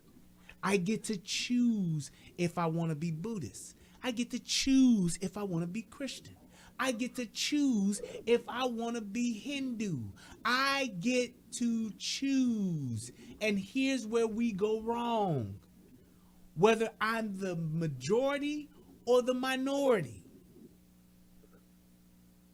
I still get to choose. Because just like how you talked about the church, there are plenty of people that still choose to be faithful to that very thing. Just like when you talk about the law and how there are two constitutions, there are plenty of people who choose to go with the law of today versus the law of the 1700s. They Yeah, choose man. it. They Yeah, man. choose it. That's it. And I get that. And just because it's a choice, look, let me put it like this, right? And I was just thinking about this like the last 15 seconds or so, how to ask you this, because I didn't want to ask you your shoe size. Pause. So look, let's say hypothetically you were a size 22 like Shaq do, and you just so happen to choose to go get a size 8. Just because you choose it don't make it okay. And if you choose a size 8, like black people been choosing, don't complain about how bad your feet hurt and you can't walk in your shoes. But Just I because said you choose something don't mean that you making no, the healthiest choice for your people. People come from other nations and they no, choose to go to college no. and go back to help their nation, Here's not where you help their family. They go back to help their nation, which implies that they're going to have a family and do all that stuff, here's the but they're thing, going to help real. their nation You too. you're stop. Here's what you're doing. Here's what you just did. You just stated a fact and you stopped short of it to fit your narrative. What you just said, if I wear a size 22, my feet are 22 inches, and I choose to go buy a size 8, and that shoe does not fit. It is my fault. It is my responsibility. And the only person I can hold accountable to that is myself. But because it's America, I still get the right to choose to complain. You can't cut it off where you want to. That's the whole purpose of choice. I still get to choose to complain about the fucked up choice I made, even though it's my choice. Here's where we get it wrong at in America. Don't It's fucking when march I and tear try down to shit. it's when I try to tell you that you can't choose. It's when I try to tell you that you can't do what it is that you're choosing to do. When I try to impose my choice and my will on you, that's when you're wrong. Just like when you tell me that me going by the law of the land is the wrong thing to do because that ain't the original law of the land, that's jurisdiction. That's where you are going wrong. Because if you can go to court and get out of your weed cases, I should be able to say, well, I'm going to just pay the ticket and pay the fine and move on. Or I'm just not going to smoke the weed in the first damn place because it's illegal in my state. And I'm going to try to get my politicians to make it legal so I can smoke it, choke on it, roll in it, grow it, do whatever I want with it. That's the problem. Because just like in Chicago, before they made it legal, there were people still there smoking it. Weed is a plant. I should technically be able to grow it anytime and anywhere and as much as I want as long as it's on my land. However, the politicians that we have in place that we voted for and that we put there said otherwise. And we were okay with it because at one time we as the people were not okay with it. It was a choice that we made, just like with liquor. I can make alcohol with some fruit and put it in a bag and let it rotten and ferment for however many Mhm. days it takes. Uh, and I People and I decided that and that I was and wrong I get and they that. voted to I change it. I understand everything that you're saying, man. But when you look at the nations that's around us, like the Chinese, and they had that opium epidemic, and they ain't give their people no choice. If you smoke that stuff, are you looking like Brazil and stuff? Like if you sell drugs, they shoot you on the spot. They don't give you a choice to go to jail, take a plea, or anything like that. CJ gun, the wires in my house for my smoke alarm. I can't even put batteries in it. I would have been did that. It's the wires and somehow one of them is shorted, so you gonna hear my smoke alarm.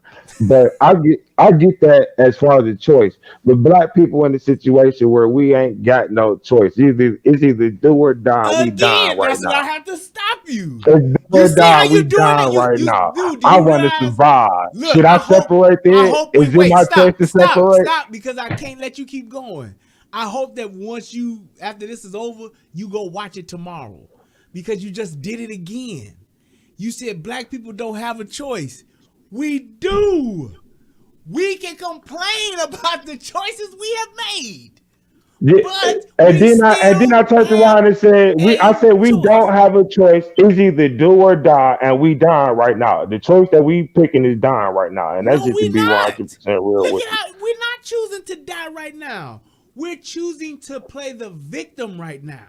We're choosing to say everything else that we have done to fuck up and perpetuate our own fucked upness.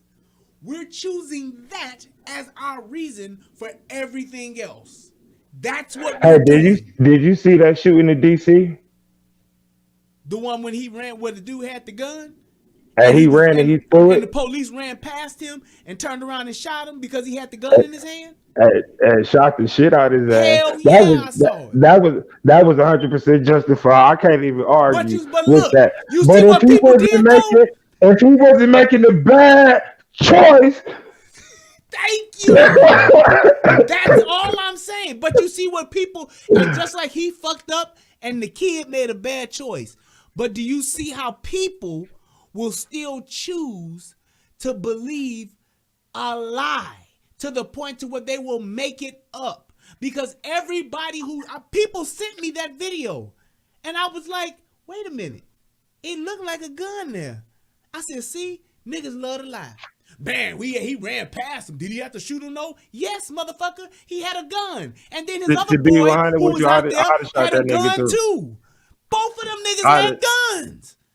when I looked at that video on both aspects, to be 100 with you, I'd have left the gun in the car and I'd have just full fledged ran. You catch me later if you can on the gingerbread man. Exactly. If I was the police, I'd have shot your dumb ass too. I would I'm have lit not him running up. with the weapon on me from the police. And if I'm the police, I don't know what the hell going on. I would have shot you too. And I'm not trying to justify No, you are what. justifying it because that's what it is. You can't. The thing is this: people want to hold police to the law and to a standard, and they don't want to hold people to any laws or any standards. And You'll make an I was excuse going for to a get nigga there. I was going anytime. to get there. You cut me off. I was going to get there. I said I'm not trying to justify the police 100% shooting him, but at the same time, man, like if you ain't doing nigga shit, the nigga shit just don't happen to you, man. If you're not in the car riding around smoking weed with your buddies, selling drugs up to no good, and I get it. I ride around in circles sometimes too, out of boredom, but I be by myself. My paperwork right. I got two forms of licenses. I got fucking insurance. My paperwork right. If I get pulled over, soon as the police pull me over, I take the key out the ignition. I put it on the hood of the car, and I got both. I got my ID and my insurance ready. So it's a big difference in the mentality that I have riding around kicking it and stuff like that versus a lot of these young dudes riding around kicking it. They riding around, they looking for ops, where the hoes at. Me, I just be by myself, get a peace of mind. I get out the house. I might go to the little bar or something like that. But the bars that I go to, I don't go to the bars where the type of niggas that get pulled over and get shot by the cops because they carry guns and they looking for ops. I don't go to those type of spots like that. I go to the places where people got something to lose at. I'm on my way to get my own truck and getting a $300,000 career going on. I don't do nigga shit no more. So at But the end of the day, that's the thing, and that's it right there, Brielle. See, you had to go through it to understand it in order to change it. The problem is mhm. everybody has a different walk in life. Everybody has to go through different things to learn the lesson. The problem is this. We gotta fix it. No, the problem is this. When you have people that are going through their journeys and they're trying to justify the poor choices that they make, that's where you have the division and the problems that's going on. Because those people that are marching for these people, trying to say that these people are martyrs and all that kind of stuff, there's a question to be asked, which is, why did he do what he did? And we don't want to ask that question. We want to absolve these persons. And my thing is this: a lot of times people will bring up the criminal past of certain people. They want to bring up George Floyd was a criminal. George Floyd was this. That's beside the point. The point was this: why wouldn't George Floyd just go to jail? You had a fake 20. The police officer was just doing an investigation. He put you in cuffs, and then you went ape shit. Why? Because you was high. Why? Because you didn't want to go back to jail. Why? Because niggas don't like jail. I get But it. you and Stop I doing was gonna shit say, to go man, to you ain't jail, and see, then you you ain't won't have never to been in worry jail where about you had jail. to live in that motherfucker, and it's a difference, man. Like like like, man, look, I've been to jail for shit that I ain't do. All right, whatever. I got a record. But that feeling of going to jail is not a feeling that you just supposed to just take on the chin. That feeling of going to jail make you go ape shit. Like, you supposed to flip out. You're a free human being that's about to go into captivity. Yeah, you might have did some bullshit, but you know you about to go in them cages. You know what's in them cages. You know that when you go in the shower, your homie got to watch the shower to make sure that you all right. You know what I'm saying? Or you don't know what I'm saying. Or the fly that's around your food. I'm sure you've seen them trays as a sheriff, and I know you done worked in the courts with something like that, man. You stank in jail. Your people, you can't get no commissary in jail. You be hungry because they feed you at 8 o'clock, 12 o'clock, and 2 o'clock, and you ain't about to get nothing else to eat to 8 o'clock. That place will make you go crazy. So yes, So, that and that's- it will. It will. And to the person who's never been to jail, I understand why they would do something and then have to go to jail. But when you're talking about you the understand person why that niggas has run from the been to police. You about to jail, go to jail. you talk about the person that has been to jail, and then you talk about the person who's been to prison, because jail and prison are two different things. Two different When you're things. I talking never about been in those prison. I only people been in that jail. have been to both and they continue to do it, it's their choice to do so. I ain't mad at you, but you complain. I ain't mad at you. But when you look at what you did to be where you at, you have only yourself to blame. If I go, look, I could go right now and try to rob somebody. Mhm. My thing is this: I ain't robbing nobody for no chump change. If y'all find out that I done robbed somebody, please believe it's for life changing money. That's my moral compass. You want to get me to go on a heist? You want to get me to go rob somebody? You want to get me to go steal some shit? It gotta be life changing money, not today changing money, not situation changing money. I'm talking life changing. So, if or when I get caught, I can say I did it because if I would have got away with it, it would have changed my life, my kids' life forever. That's But why I but don't but have a but record. understand this. Understand this. You are a man that speak with intelligent tone. A lot of these people that commit crimes are intelligent, or do they speak with intelligent tone? So what you got to think is like, man, let me put it like this. I went to jail. I did 2 months. I was down there with people that did robbery, and they was getting 6 to 8 years. So I knew on average you gonna get 6 to 8 years. Robbery is not a good idea. I thought robbery was a good idea before I did my 2 months in county jail. And I seen what type of they was getting. They indictments look like this: gun charge, gun charge under disability because you a felony, kidnapping charge because you held somebody against their will, robbery charge, aggravated robbery because you did it with a weapon, and you lucky they get 8 to 10 years, 12 years for robbing people. I wasn't committing that crime, but then again, somebody under intelligence. Let's take Martha Stewart for example, right? The reason why Martha Stewart went to Camp Snoopy and instead of like a violent jail, number one is because she's rich and Stewart, we know where that name go. But two, under the federal laws, if you steal $50 million, you go to where the violent criminals go. You go where they got the racial admins and the paid in You go to full Fed guy Jail. You and go all to that stuff. club. Look, do you realize that But that's why if you it's hold on. if you What you hold, saying right now is true, and the thing is this: what we don't understand, it's designed that way. You're not but gonna she knew have that she Club could steal Fed for 400. robberies and She knew murders. that she could steal 49,999,999, and as long as she ain't go that penny that made it 50 million, that's where she was going. I wish I could steal for You 49 could. million You can. You just gotta. No. You can do it. You just gotta know how. That's what you need to say. You can go see. Martha Stewart knew, number one, the risk is worth the reward. Number two, she knew because she wasn't a broke bitch, I got money to get a lawyer.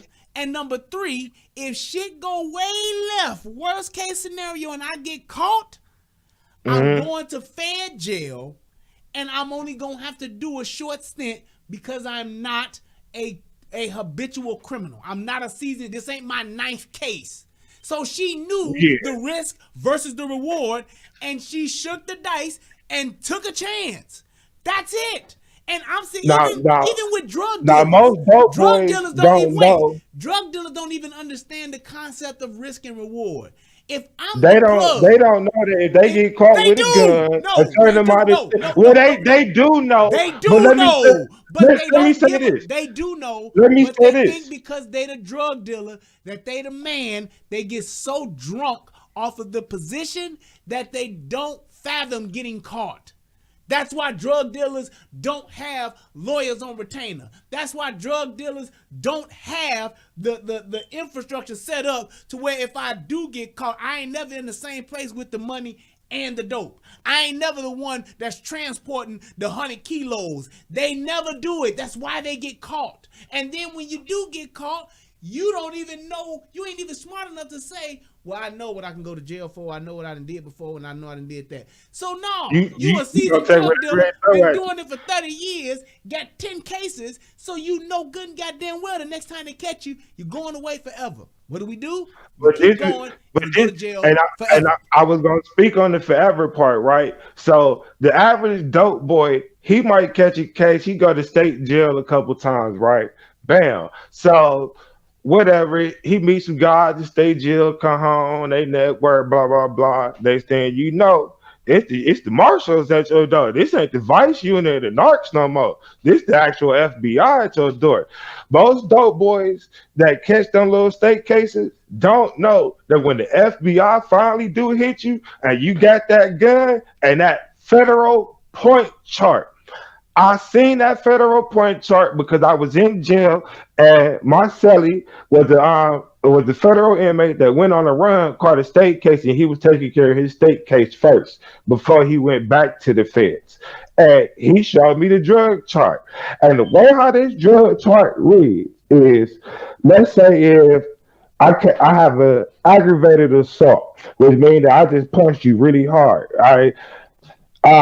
I got a prior gun case, but if the feds catch me with 14 grams of marijuana, I could do 10 years because of them priors, and they make me a career criminal.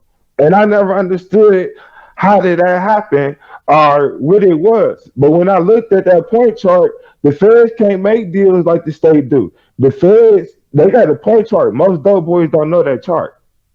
The feds, they ain't seen that the chart. When they see that chart, it's too late. I'm gonna say this and wrap it up. Here's the thing. All right, cool. The problem with drug dealers, the problem with dope boys, whether you on the corner or whether you the plug, the problem is this: they don't have a plan. Drug dealing, being the dope boy, being the corner boy, it's not a career. It's a job. It's like working at McDonald's. You work at McDonald's to either own one or you work at McDonald's while you're trying to go to school to get your degree. That's it. Drug dealers are caught up with instead of them taking that money and putting themselves in school, instead of taking that money and getting a private business or getting their own business and going legit and stopping. Nope. What they want to do, they want to keep selling because they like being the man. They like the girls. They like the 28-inch rims. And they like the Gucci belts. They like the Prada. They like the Chanel. They want to go and be like the rappers and everybody else doing this illegal thing. Get your money and have an out. Have an exit plan. If I become a that generation don't exist no more. If I'm a corner boy and I'm selling dime bags, I'm starting at the bottom of the barrel. I should have a plan to be on track to save enough money to get this, to get that, to where eventually I'm out. If you ain't planning to get out in a short amount of time, you are destined for death or jail or probably both, just not in that order. I got Last two word, short man. things I want to say, and then I'm gone. I'm about to go make love to my lady. She yesterday waiting on me and TMI, stuff. man. Last But word. I was gonna say number one, that generation of dope boys don't exist no more. That come from people. I'm from Cleveland, Ohio. That generation was Don King and them that they hustled, but they went legit after a while, or you know what I'm saying? Or it might be a couple from the '80s, you know, around your age bracket, but around my age bracket or younger, they just want to live like hip hop and all of them Takashi 6ix9ine on each other and they hang Mm-hmm. around each other. Um, that's number one that I wanted to say. And number two, I ain't about to think of it. I forgot. I'm about to go. I'm about to send you 20 on the cash app. I love you. I learned a lot from you. I miss daddies and daughters. My daughter Yeah. too now. I made sure that she could count to 20. She know all her colors, and she just turned 2 August 23rd. Thank you, young man. And I'm That's about to what's hit up. that cash app. I'm gone. Thanks, bro. I appreciate it, man. And just for Brielle, I got one more in here. I'm gonna let you get on real quick. But just for Brielle, man, I'm gonna tell you this, brother. Keep growing. You come a long way, man. And I'm telling you, man, just keep doing what you're doing, and keep getting better, and keep staying true to logic and what makes sense. That's all. Go ahead, Ron. What's happening? Oh my God, can you hear me? Yes, we can. Oh my God, I'm so happy to be on the show. Hi, I'm actually a registered nurse and I'm at work right now, so my camera's off. That's what's up. Um, but I wanted to call, I'm so happy the baby's out of the NICU. I had a Thank NICU you. baby too, and it was really, really rough. So I was praying for you guys. I'm glad the baby's okay. I appreciate it. Um, I put this comment in the chat at the top of the hour at 12:30 because I was waiting for you. I was looking for you. You make this comment and I tried to tell my husband what you said. You said when you interact with the police, you are at risk of losing your freedom, your life, and I thought that there was a third thing, but I don't remember Nope. It's what you only said. it's only two things. And thank you for the super Okay. chat because you donated in the beginning of the show. Thank you for that. Yes, I was looking Yes, for you. I Oh yeah, no appreciate it. problem. Yeah, And it's you're just two welcome. things. I say anytime you're Okay. dealing with the police, you're Yes. dealing or interaction with the police, you got two Yes. things on the line: your Hmm. freedom and your life. Okay. That's it. Okay. Those are the two. Those are the two And things I always on the line. And I think that it is just to tell you a little bit more about what I do, and I'm gonna get off. I don't want to hog up your time, but Go ahead. this is why when I see these videos, when you do these breakdowns, I'm like, I even if you don't know that much about the law, it is mind-boggling to me why anybody would ever interact with a person that has that type of power and or authority over you. You have the power to take away my freedom or my life. I have no idea why you wouldn't just do whatever that person said. It really is. I don't understand that. There must and we can debate about the person's mental state. I'm just like it's real simple. You want to get home, do what this person says, and be on your way. Yep. That's it. And you That's know it. what? I would be remiss if I didn't say this, but Yes, sir. what you the question that you are posing, it's Mhm. it's it's the thing that Tommy always says, and shout out to my brother Mhm. Tommy. He says it all the time. It's Yeah, I like him too. because our women, black women, are Mhm. in a position Mhm. to where they are not held accountable or responsible for their actions, Okay. and they're raising the young men that are getting Yes. into these interactions. They are Yes. raising them based on their own they're raising them on their guidelines. Mhm. But for young black men, we don't have the same power that they have. We're not on the same level that they're on. Black men Absolutely are not. looked at as Absolutely threats. not. Black Right. women are not looked at as a threat. They're looked at Correct. as loudmouth, troublemaking, And acting obnoxious. ignorant, doing whatever. So they're not Correct. a threat to people's lives. So when Correct. police officers encounter them, police officers not thinking, "Oh, this loudmouth black bitch gonna kill me." No, he's not thinking that. Absolutely. He's thinking Right. that about that young man. Know why? Because that young man is so wrapped up and caught up in his emotions because of how he was raised. Yes. He reacts emotionally. Oh, I ran because I didn't want to get caught. Right. You gonna get caught anyway. Oh, I ran Either way, because I right. had this gun and I didn't want the police to shoot me. But you had the gun. Correct. The thing would be not to run and to put your hands up. Oh, Yeah. I shot at the police because he was arresting my boy. How do you think Crazy. you're gonna win that situation? Thing. It's Correct. like That's- those are the things that because of how they're raised Okay. thinking a certain way that the society is holding them on a whole different standard. And because I of that, agree. that's why they're doing the things that they do. And then when they do it, it's their own peers and other black women that are saying that was wrong. He ain't had to do that. He could have shot him in the leg. He could have just shot the gun out his hand. Well, No. woman, this ain't TV. And how That's often do true. you see black women getting shot by the police? You don't. Almost because never. When Right. they get called to the mat, when they get called to say, "Hey, put your hands up," the worst they will do is get a tase. That's the worst they'll get. Once you pull out that taser, Right. I might give up. Right. I'm done. You hit That's hit 'em true. with that taser, that's it.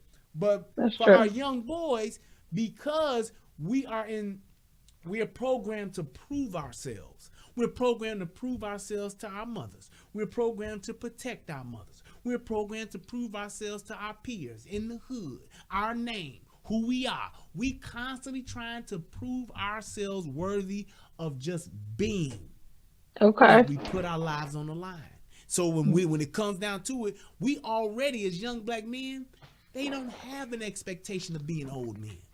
These young Okay. boys today, they not thinking or dreaming about being grandfathers, great grandfathers. They're not thinking. I'm gonna tell you like this. It wasn't until maybe I got into my 30s that I even started thinking about one day I'm gonna be a granddaddy.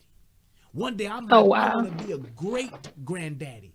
To be 30, 35, to just now have that thought, that's what it is. So it's like when you're in that environment and you're raised that way, that's why they react the way that they do, because they think, oh, mama don't go to jail. She loud. She Yes, fight the police. right. She argue. She cuss them out, spit at them, kick them. She do all that. She don't never go to jail. Why can't I Right. say I ain't going to jail today? Because you're a young black man. And I'm Correct. gonna And put they you see as a you threat totally because different. you are stronger, faster, Yep. and more powerful than that woman that you standing next to or that you I came agree. from. I agree. But you taught me a lot. You taught me about, because I used to say that same silly comment. How come police officers don't shoot you in the arm or shoot him in the leg? And my husband will look at me like, you dumb dumb. What police class are they taking where somebody's trying to hurt them and they're trying to shoot them in the leg? I was like, all right. So so Yeah. I completely agree that we need to teach both sides how to interact with each other and try to move forward, because we can't stay here. We can't stay in this place where everybody's pissed off and fighting, or we'll Right. get nowhere, and people will continue to be hurt on both sides. Oh man, that was awesome. Thank you so But much. That I'll was let you go. I'm so glad I got on. Y'all have a good night. I'm gonna get back to my job before they catch me. Bye, Brian. keep saving them lives of the future. I I'm appreciate trying. you. I'm trying. Good night. All right, good night. Thank you. That was a perfect way to end the show. Great call. Thank you so much, Rob, for calling in. Please feel free to call in again. Awesome way to wrap it up. I just want to say this in closing, and I'm gonna read the donations. I just want to say this: we as people, we ultimately, and always remember this, y'all. Our country, our neighborhoods, our cities, our states, regardless of how good or bad they are, the current state of them, even in Chicago, the current state of things, always remember we have a choice. And because we have a choice, that empowers us all to be able to make change. The thing is, that change and that choice to make that change, it starts with who? The man in the mirror, aka you, aka right there, aka your ass, whatever you want to call it. We are the ones, and we are the catalyst for change. No, things ain't perfect. No, things aren't the way that we all would hope and dream for them to be. But there's always possibility for change and hope because we get to choose.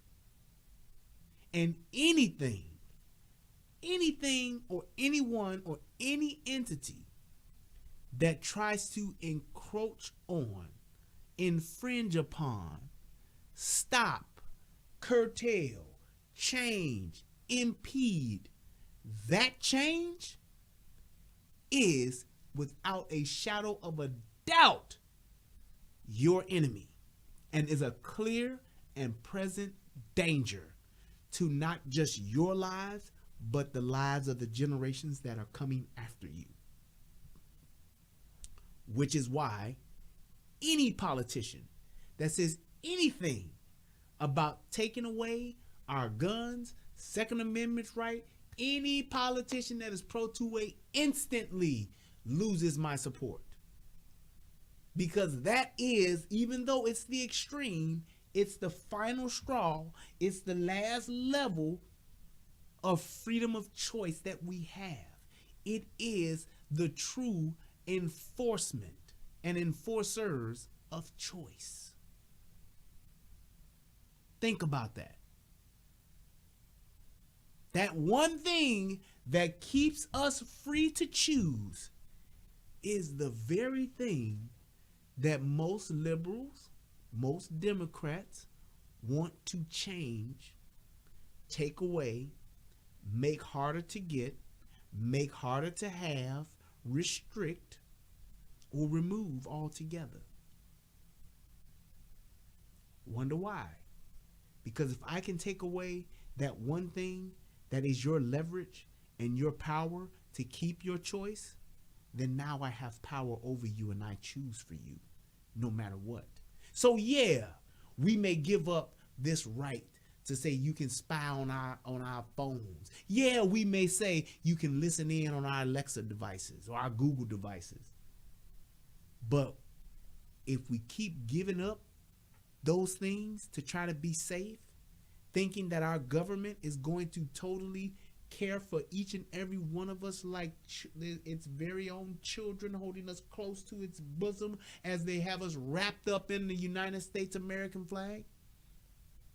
The minute you begin to think and to believe and to give away your rights and trust that the country or corporation or entity or whatever you want to call it has a better interest than you for your own self,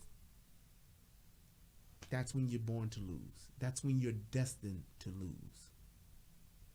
Never give up your power and your right and those things that keep your right and your power in your hands. Never give it up. That's it and that's all. We that support Pro 2A, we that support our guns and want our guns, I don't care if I want to have a 22 or if I want to have a rocket launcher, I should be able to have it. Why? Because I'm responsible for it. I'm responsible for every rocket that comes out of that rocket launcher. I'm responsible for every 22 bullet, every pellet, every BB. I'm responsible for it. And when I shoot the wrong thing, I should be held accountable and responsible for it.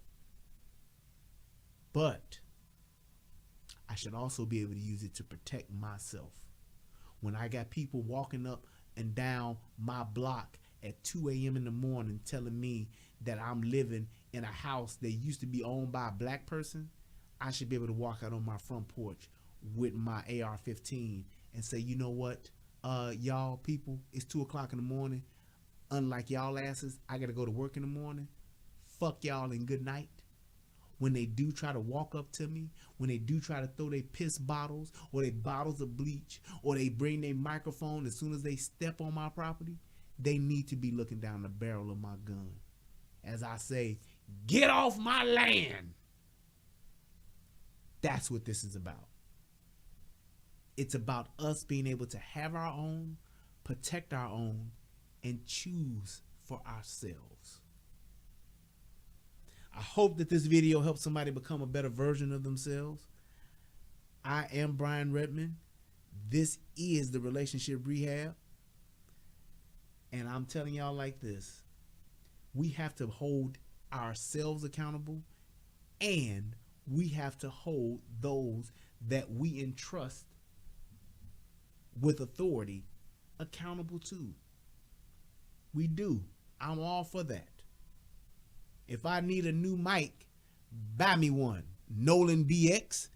Hit the donate button, because first of all, when I listened in, I sounded good. Everybody else in the chat said I sounded good. Only people that came in is you and Jay Rich that says my mic is low or I need a new mic. I don't. I'm good. So if you want me to have a new mic, Nolan BX, I'd expect a donation for said mic.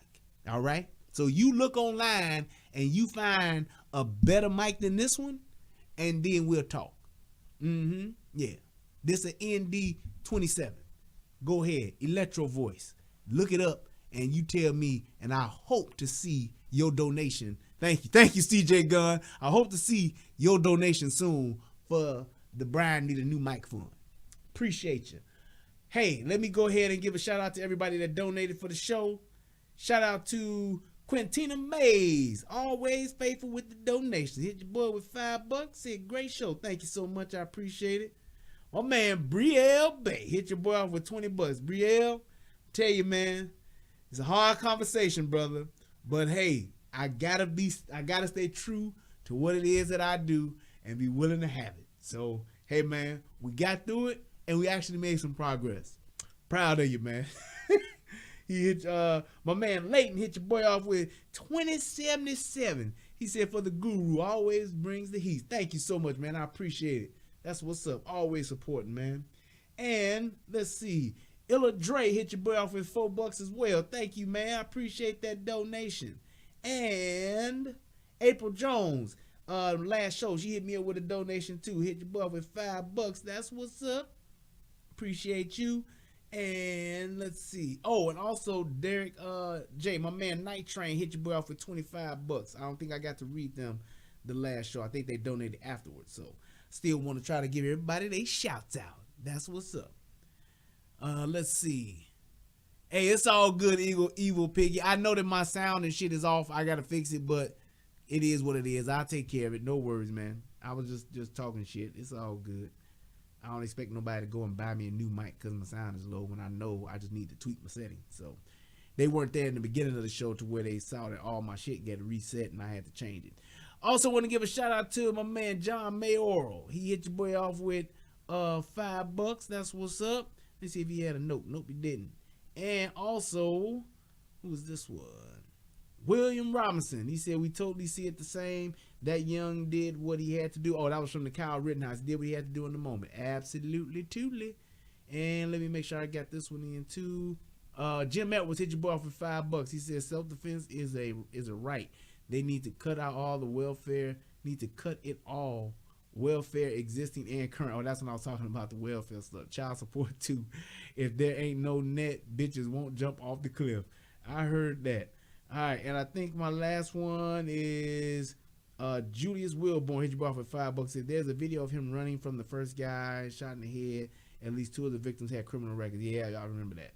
But everybody else, thank you guys so much. I appreciate it. More than likely, I will probably do a show, if not tomorrow. Nope, it's probably gonna have to be tomorrow because I gotta cook on Sunday. I'm gonna fire up this young grill and do some of these sides, make some of these grains that I was talking about. But with that being said, I want to say thank you to everybody. I appreciate everybody with the well wishes. Everybody that is watching this. Actually, I'm gonna do that video tomorrow to thank everybody for the baby shower stuff that was sent. I appreciate you guys so much. You guys don't know what it means to me to when I see you guys come here every time I go live, and even like today to go through my technical difficulties. I appreciate you guys. I love doing this thing, and more importantly, I love doing this thing with y'all. It really means a lot to me. So shout out to everybody in Soto Nation. Shout out to everybody that clicked the like button, click the subscribe button. We are on our way. We are at 5,800, almost 5,900 subs. Let's keep going. We only got about 4 months till we get to 3 months. It's September. We got 3 months to get to 10,000 subs. Let's do this damn thing. Let's do it. Let's do it. Let's do it. So I just want to say thank you to everybody. I appreciate y'all. I love y'all. Y'all have a good night. And last but not least, shout out to my brother from another mother, Tommy Sotomayor, and everybody in Soto Nation. Peace. I love y'all. And until next time, I'm out. Yeah, buddy. Oh, wait.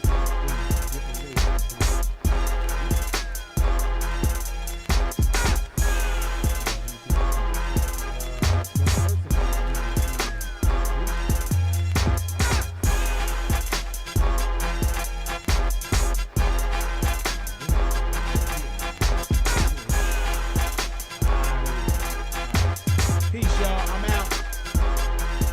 And shout out to Super Chat. Rob, Vaughn, hit your boy out with the $10. I got to shout you out. Appreciate it.